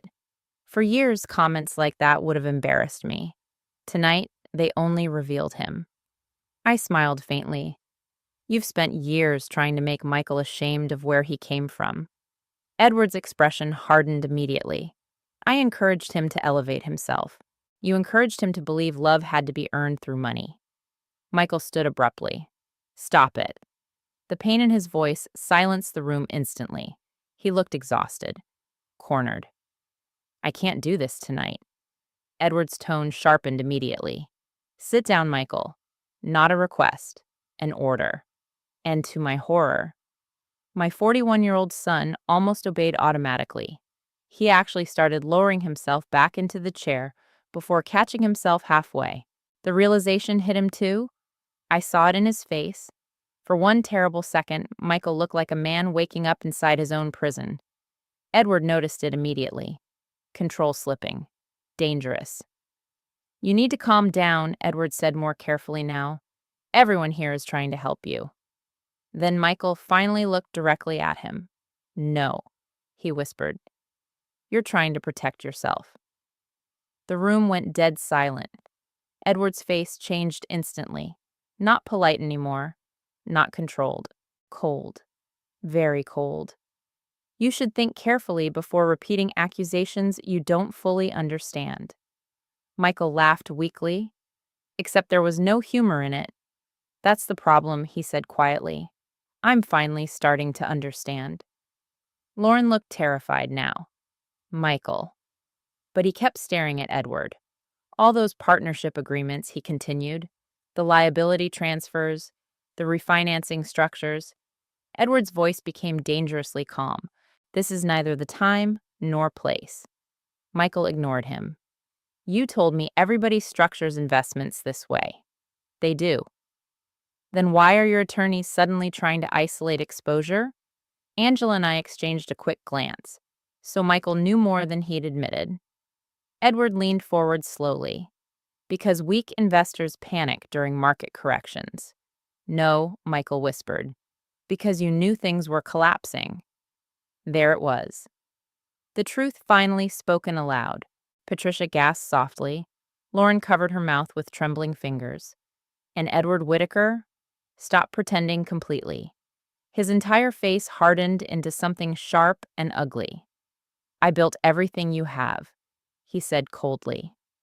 Michael stared at him. No, I answered quietly before my son could speak. Miguel and I built the foundation. You just exploited his insecurity afterward. Edward slammed his wine glass down so hard, red wine splashed across the tablecloth. You have no idea how the real world works. I looked directly into his eyes. No, I know exactly how men like you work. The room felt electrically tense now. Years of manipulation were finally surfacing all at once. Edward stood slowly from his chair. You think your son succeeds without me? Michael looked shattered. And suddenly, Edward delivered the sentence that revealed everything. He needed me because he never believed he was enough on his own. The cruelty of it stunned even me, not because it was entirely false, because it was strategically true. That's how manipulators trap people. They locate your deepest wound, then convince you only they can heal it. Michael's face crumpled slightly. For the first time all night, I saw my little boy again beneath the expensive clothes and damaged pride. A child desperate to feel worthy. And Edward knew exactly how to feed that hunger. Lauren suddenly spoke up, her voice shaking. Dad, stop. Edward barely looked at her. No, your husband needs reality. Then he pointed directly at Michael. You wanted to sit at important tables. This is the price. Price. The word echoed painfully through the room. I thought about Christmas dinner instantly. The chair. The humiliation. The desperate performance Michael put on to please this man. And suddenly, I understood something devastating. Michael didn't push me away because he stopped loving me. He pushed me away because he believed Edward's approval mattered more than his own dignity. Tears filled my eyes unexpectedly. Not from weakness, from grief, because no mother wants to watch her child sell pieces of his soul just to feel accepted. Michael finally spoke again, but his voice sounded broken now. You were going to let me take the fall. Edward's silence answered him, and that silence destroyed whatever illusion remained. Lauren burst into tears instantly. Oh my God. Patricia stood abruptly. Edward, but he snapped at her too. Sit down. That one command told me everything about their marriage. Fear, control, submission. Angela leaned forward calmly. Federal investigators tend to respond poorly to liability laundering schemes. Edward turned toward her slowly. You have no proof. Angela gave him a small smile. We have enough? For the first time that entire evening, Edward Whitaker looked genuinely worried. Just for a second. But I saw it. So did Michael. And I think that was the moment my son finally realized the truth. The powerful man he worshipped wasn't invincible. He was scared too. Michael sank slowly back into his chair, staring blankly at the table. Years of illusion collapsing in real time. Quietly, I stood up. Everyone looked toward me. I picked up my purse calmly. I think I've heard enough for one night. Michael looked up immediately. Mom? The word sounded different this time. Smaller. Human. But I wasn't ready to comfort him yet. Not after everything. I looked at my son carefully. You spent years trying to earn a seat at someone else's table, I said softly. And in the process, you forgot the people who built one for you first. Tears filled his eyes instantly. Good. Maybe pain was finally reaching the right places. Then I turned toward Edward one last time. You made a terrible mistake. He frowned slightly. You assumed mothers become weak when they age. I stepped closer. But some women become dangerous the moment they stop being afraid of losing people who never truly valued them. And for the very first time, Edward Whitaker looked directly at me, not as a poor widow, but as a threat. The drive home from Santa Fe felt strangely quiet. Not peaceful, not relieved. Just emptied out. Angela followed behind me most of the way back to Albuquerque, before finally taking a different exit toward her neighborhood. Before turning away, she called through the open window at a stoplight. Don't answer any calls tonight. I nodded weakly. Then she added something softer. You did good, Krista. Good. The word felt foreign. For weeks, I'd felt like a terrible mother, a selfish woman, a bitter old widow ruining her son's future. But tonight, for the first time, I realized something important. Protecting yourself from people hurting you is not cruelty, even when those people are family, especially when those people are family. When I finally got home, exhaustion hit me all at once. I didn't even bother turning on most of the lights. I just sat in Miguel's recliner, staring at the dark living room, while memories drifted through my head like ghosts. Michael, at 5 years old, falling asleep against my chest after thunderstorms. Michael, at 14, crying because he thought he'd disappointed his father after losing a football game. Michael, at 27, promising he'd never forget where he came from. That promise hurt the most now. Around midnight, my phone started ringing. Michael. Again and again. Then texts. Mom, please answer. Please. I'm sorry. The last message made tears sting my eyes instantly. Not because everything was magically fixed, but because for the first time in weeks, my son sounded human again. I still didn't answer. Some wounds need silence before healing can even begin. The next morning, I found Michael sitting on my porch. My heart nearly stopped. He looked awful. Dark circles beneath his eyes, wrinkled clothes, exhaustion carved into every part of him. For a brief second, he reminded me painfully of Miguel during the final months of chemo. Not physically, emotionally. Like a man carrying too much fear alone. When he saw me open the door, he stood immediately. Mom. His voice cracked. And suddenly, I knew. Something had changed after I left dinner. I stepped aside silently so he could come in. This time, unlike every recent visit, Michael didn't walk around like he owned the space.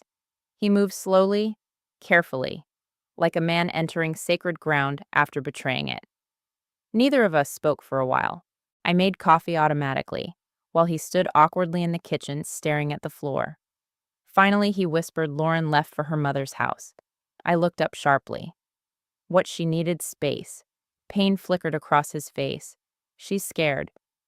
Of Edward. Michael nodded slowly. That alone told me how bad things had become. I handed him a coffee mug quietly. Our fingers brushed for half a second, and suddenly tears filled his eyes.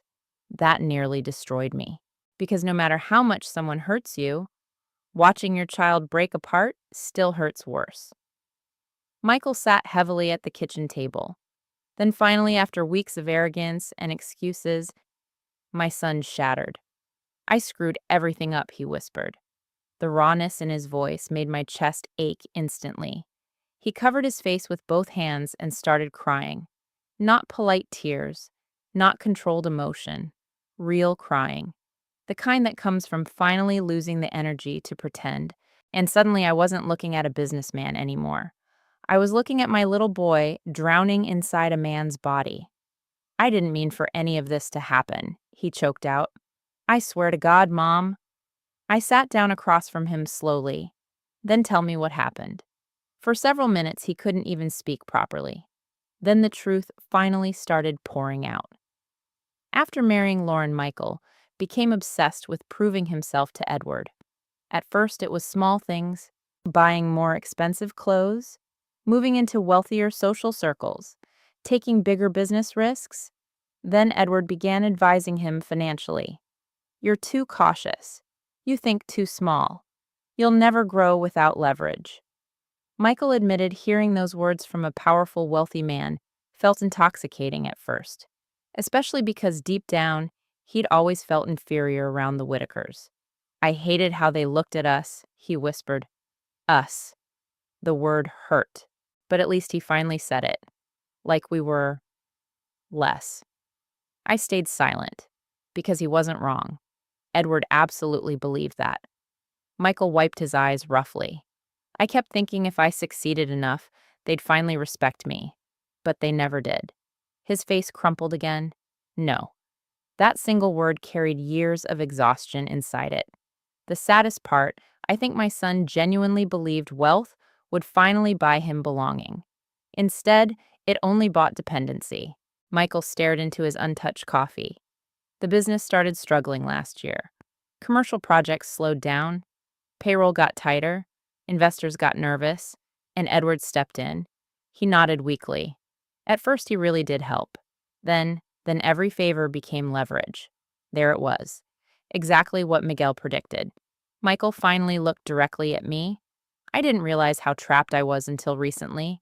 Until the refinancing. His eyes widened slightly. How did you know that? Because your father knew men like Edward exist? Tears filled Michael's eyes again immediately. Dad warned me too? That shocked me. What Michael laughed bitterly through tears. He told me once, never let rich people convince you they own your dignity. I closed my eyes as grief punched through my chest all over again.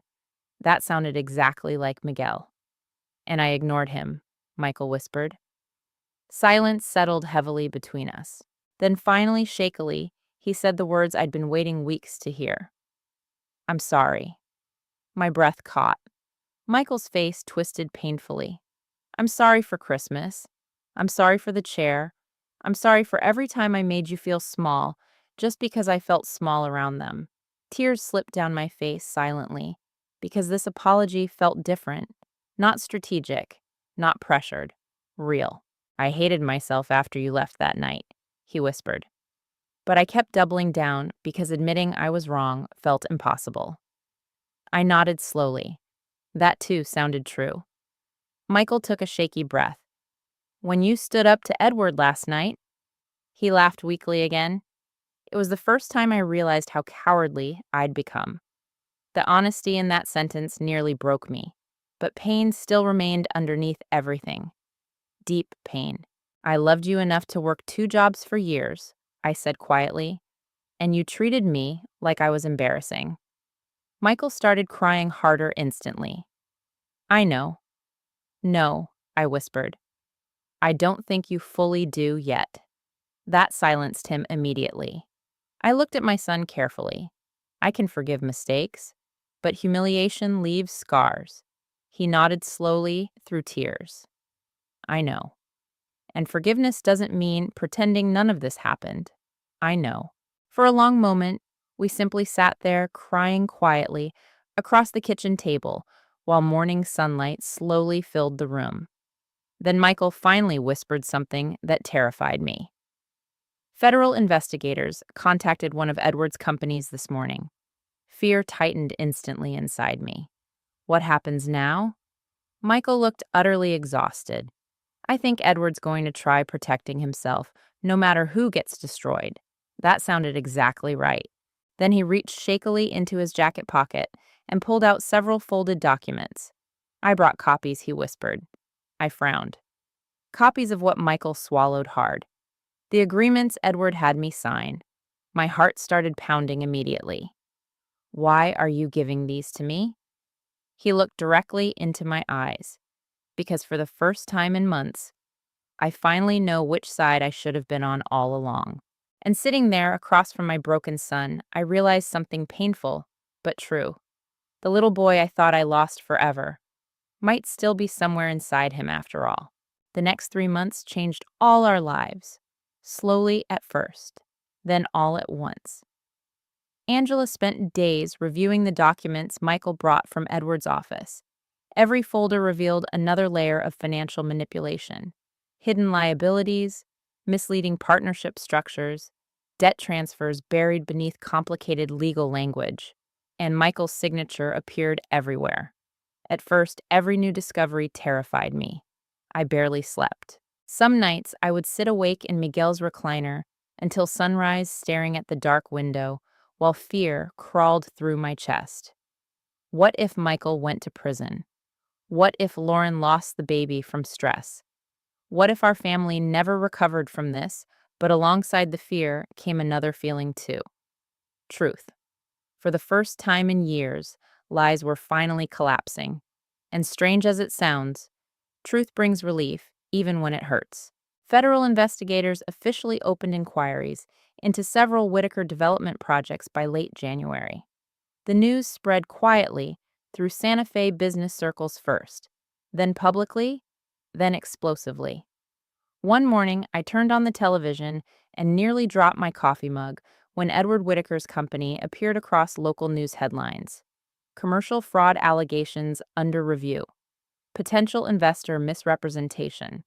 Financial exposure concerns. The mighty Whitaker empire suddenly looked fragile, and Edward responded exactly the way men like him always do when power slips. He started sacrificing people, including Michael. Angela called me immediately after the story broke. You need to come to my office. Fear rushed through me all over again. When I arrived, Michael was already there, sitting beside Lauren. Neither looked like themselves anymore. The polished image was gone. Lauren wore no makeup. Michael looked 10 years older. But something else was gone too. The arrogance. For the first time since their marriage began, they looked like ordinary, frightened young people instead of people desperately performing wealth. Angela closed the office door carefully. Edward's attorneys are attempting to separate liability exposure, she explained. Michael laughed bitterly, meaning they're throwing me overboard.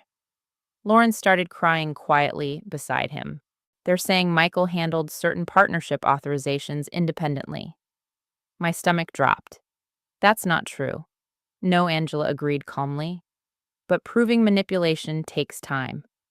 Michael leaned forward miserably. I signed everything. His voice sounded hollow now. I should have listened to Dad. Tears stung my eyes instantly. Because underneath all the destruction, all the betrayal, all the humiliation, he still missed his father too. Lauren suddenly looked toward me. For weeks after Christmas, she barely met my eyes. Now she looked shattered. Krista, she whispered. I'm sorry. The pain in her voice sounded real, not performative.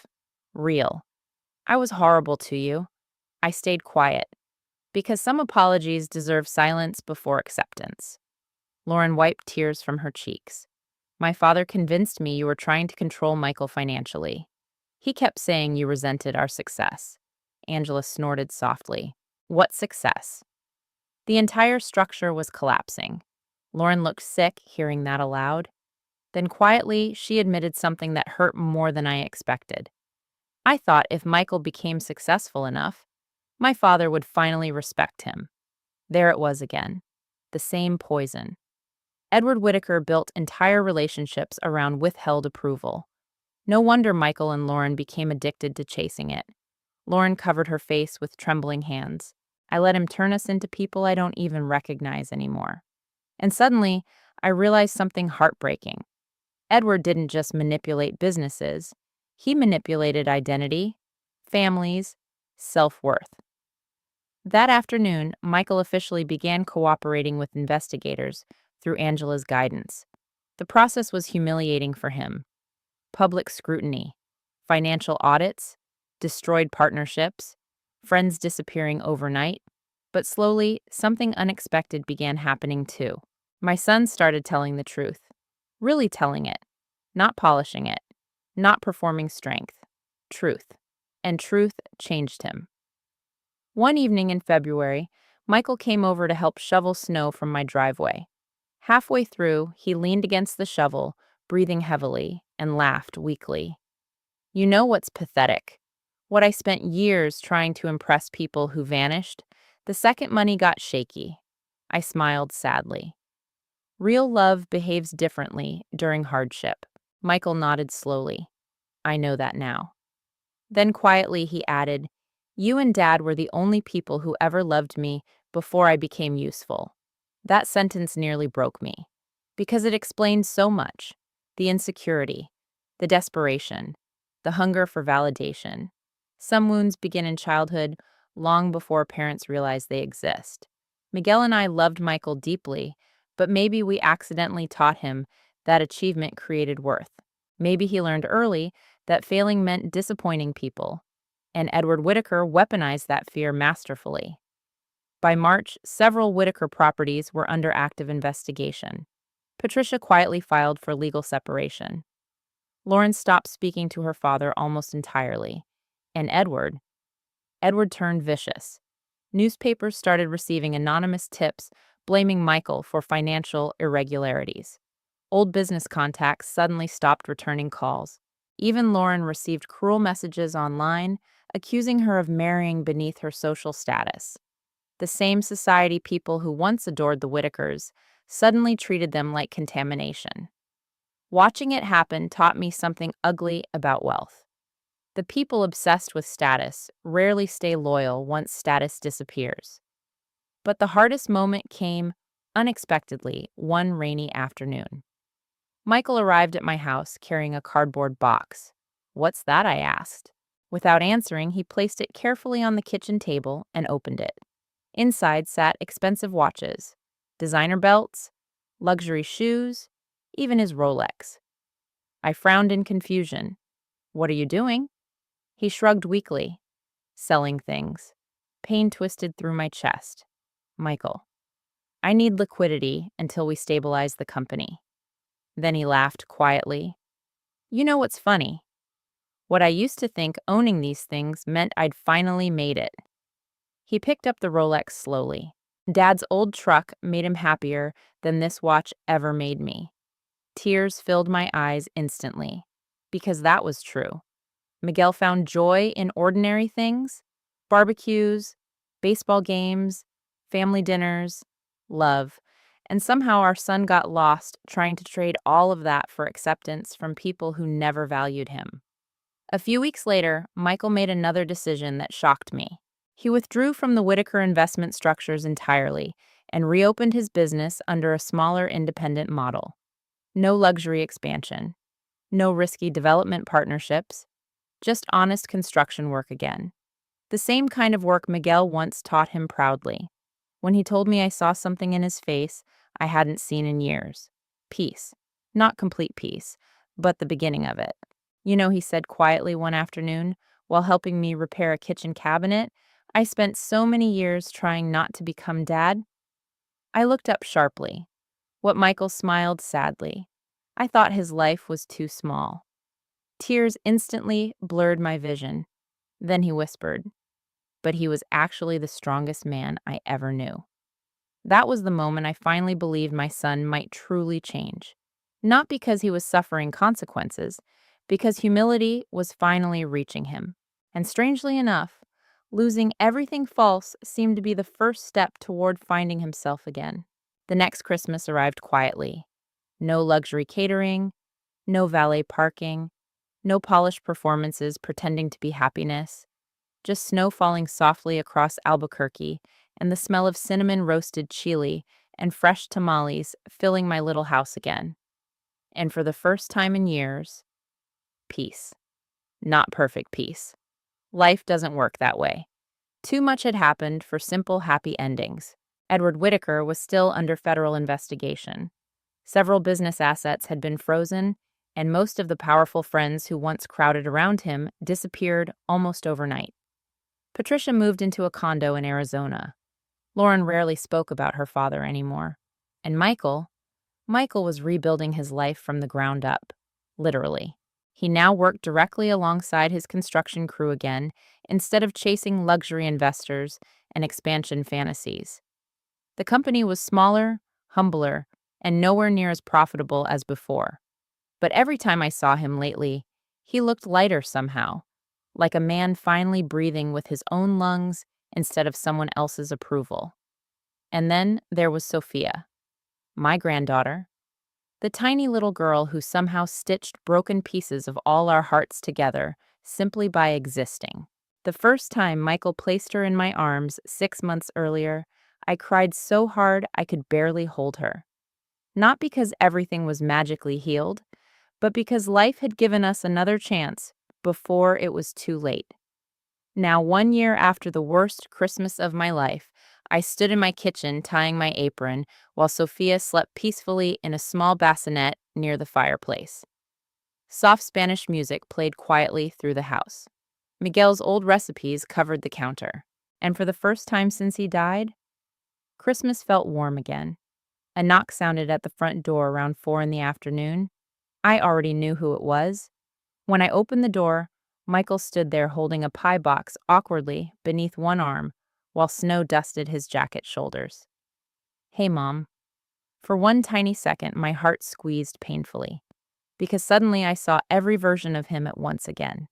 The boy who used to race downstairs on Christmas morning, the man who broke my heart at the dinner table, and the humbled soul standing quietly in front of me now.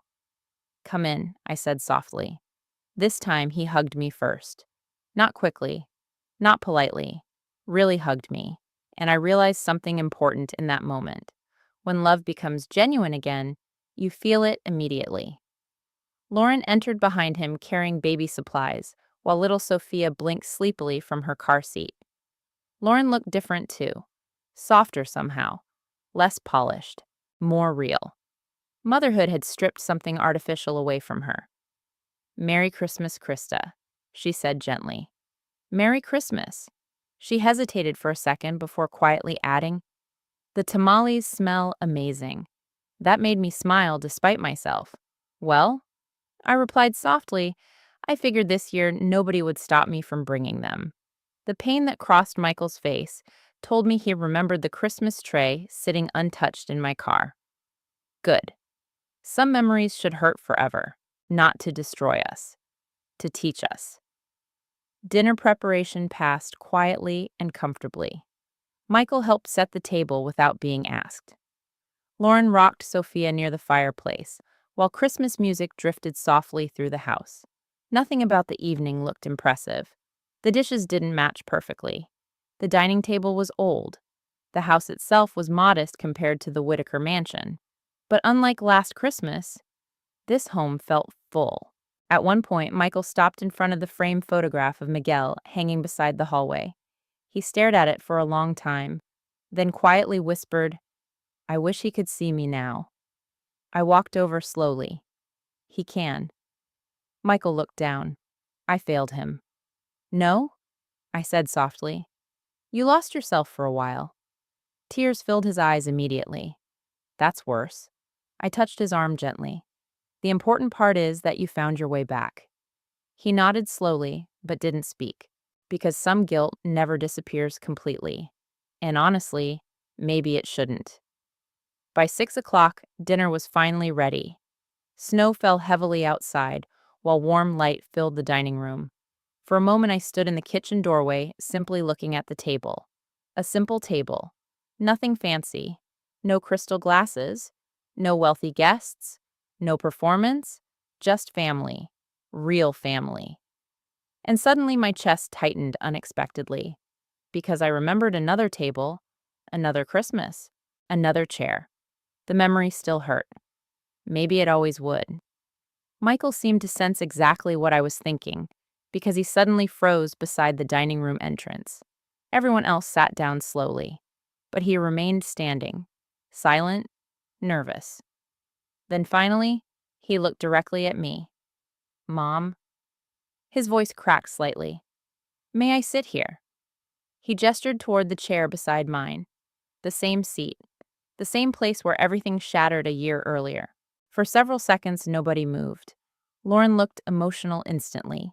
Even baby Sophia stirred softly in her bassinet nearby. And standing there in the warm glow of my dining room, I realized this moment wasn't really about forgiveness anymore.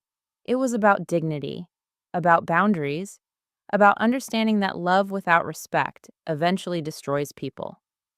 Slowly, I walked toward the chair. Michael looked terrified suddenly, not of rejection, of understanding the full weight of what he'd done. I placed my hand gently on the back of the chair, then pulled it out for him. "You may sit beside me," I said softly. Tears filled his eyes instantly, but never mistake forgiveness for permission to hurt me again. His face crumpled completely. "I won't," he whispered. "I know." And surprisingly, I meant it, because my son finally understood something he never understood before. A mother's love is powerful, but her dignity matters too. Michael sat beside me slowly, while tears slipped silently down his face. Then, before dinner even began, he quietly reached into his jacket pocket and placed something small beside my plate. Miguel's silver watch, the one I tried to give him last Christmas. I looked at it in stunned silence. "You should keep it," I whispered. He shook his head immediately. "No." His voice trembled. "I spent too many years trying to become someone else." He looked toward Miguel's photograph again. "But I finally understand who I actually wanted to be." That broke me completely. I started crying. Lauren started crying. Even Michael laughed weakly through his tears. And suddenly, little Sophia began crying too loud and dramatic, like she wanted to join the emotional chaos herself. We all burst into laughter at the exact same time. Real laughter, messy laughter, healing laughter. The kind families fight hard to earn back after surviving each other. Later that night, after dinner ended, and snow covered the streets outside, I stood alone for a moment beside the dining room table. The same kind of table that once held my deepest humiliation now held something entirely different: peace. Not because everything was forgotten, but because truth finally replaced performance. And as I looked around my warm little house, filled with imperfect but genuine love, I realized something beautiful at last. I no longer needed anyone's permission to belong. Not Michael's, not Edward Whitaker's, not society's. Because after all the heartbreak, humiliation, and grief, I had finally built a life where no one could ever push me away from my own table again. Sometimes the deepest heartbreak in life does not come from strangers. It comes from the people we once loved enough to sacrifice everything for. This story is not really about a chair at a Christmas table. It is about something much bigger: dignity, self-worth, forgiveness, and the painful moment when a person realizes they have spent too many years shrinking themselves just to keep the peace. So many parents, especially mothers, spend their entire lives giving without limits. They work themselves to exhaustion, forgive endlessly, and convince themselves that love means enduring anything. But real love should never require humiliation. And growing older does not mean becoming less valuable, less important, or easier to discard. Krista's story reminds us that kindness and weakness are not the same thing. There comes a moment in life when protecting your peace becomes necessary. Not because you stop loving your family, but because you finally understand that love without respect slowly destroys the soul. And perhaps the most powerful lesson of all is this: people can lose themselves chasing approval from the wrong crowd.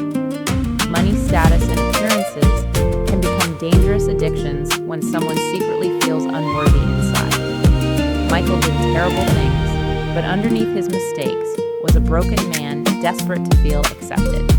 Healing only began when truth finally replaced pride. Forgiveness also does not mean forgetting. It does not mean pretending the wound never happened. True forgiveness comes with wisdom, boundaries, and self-respect. By the end of this story, Krista did not win because she defeated someone wealthy or powerful.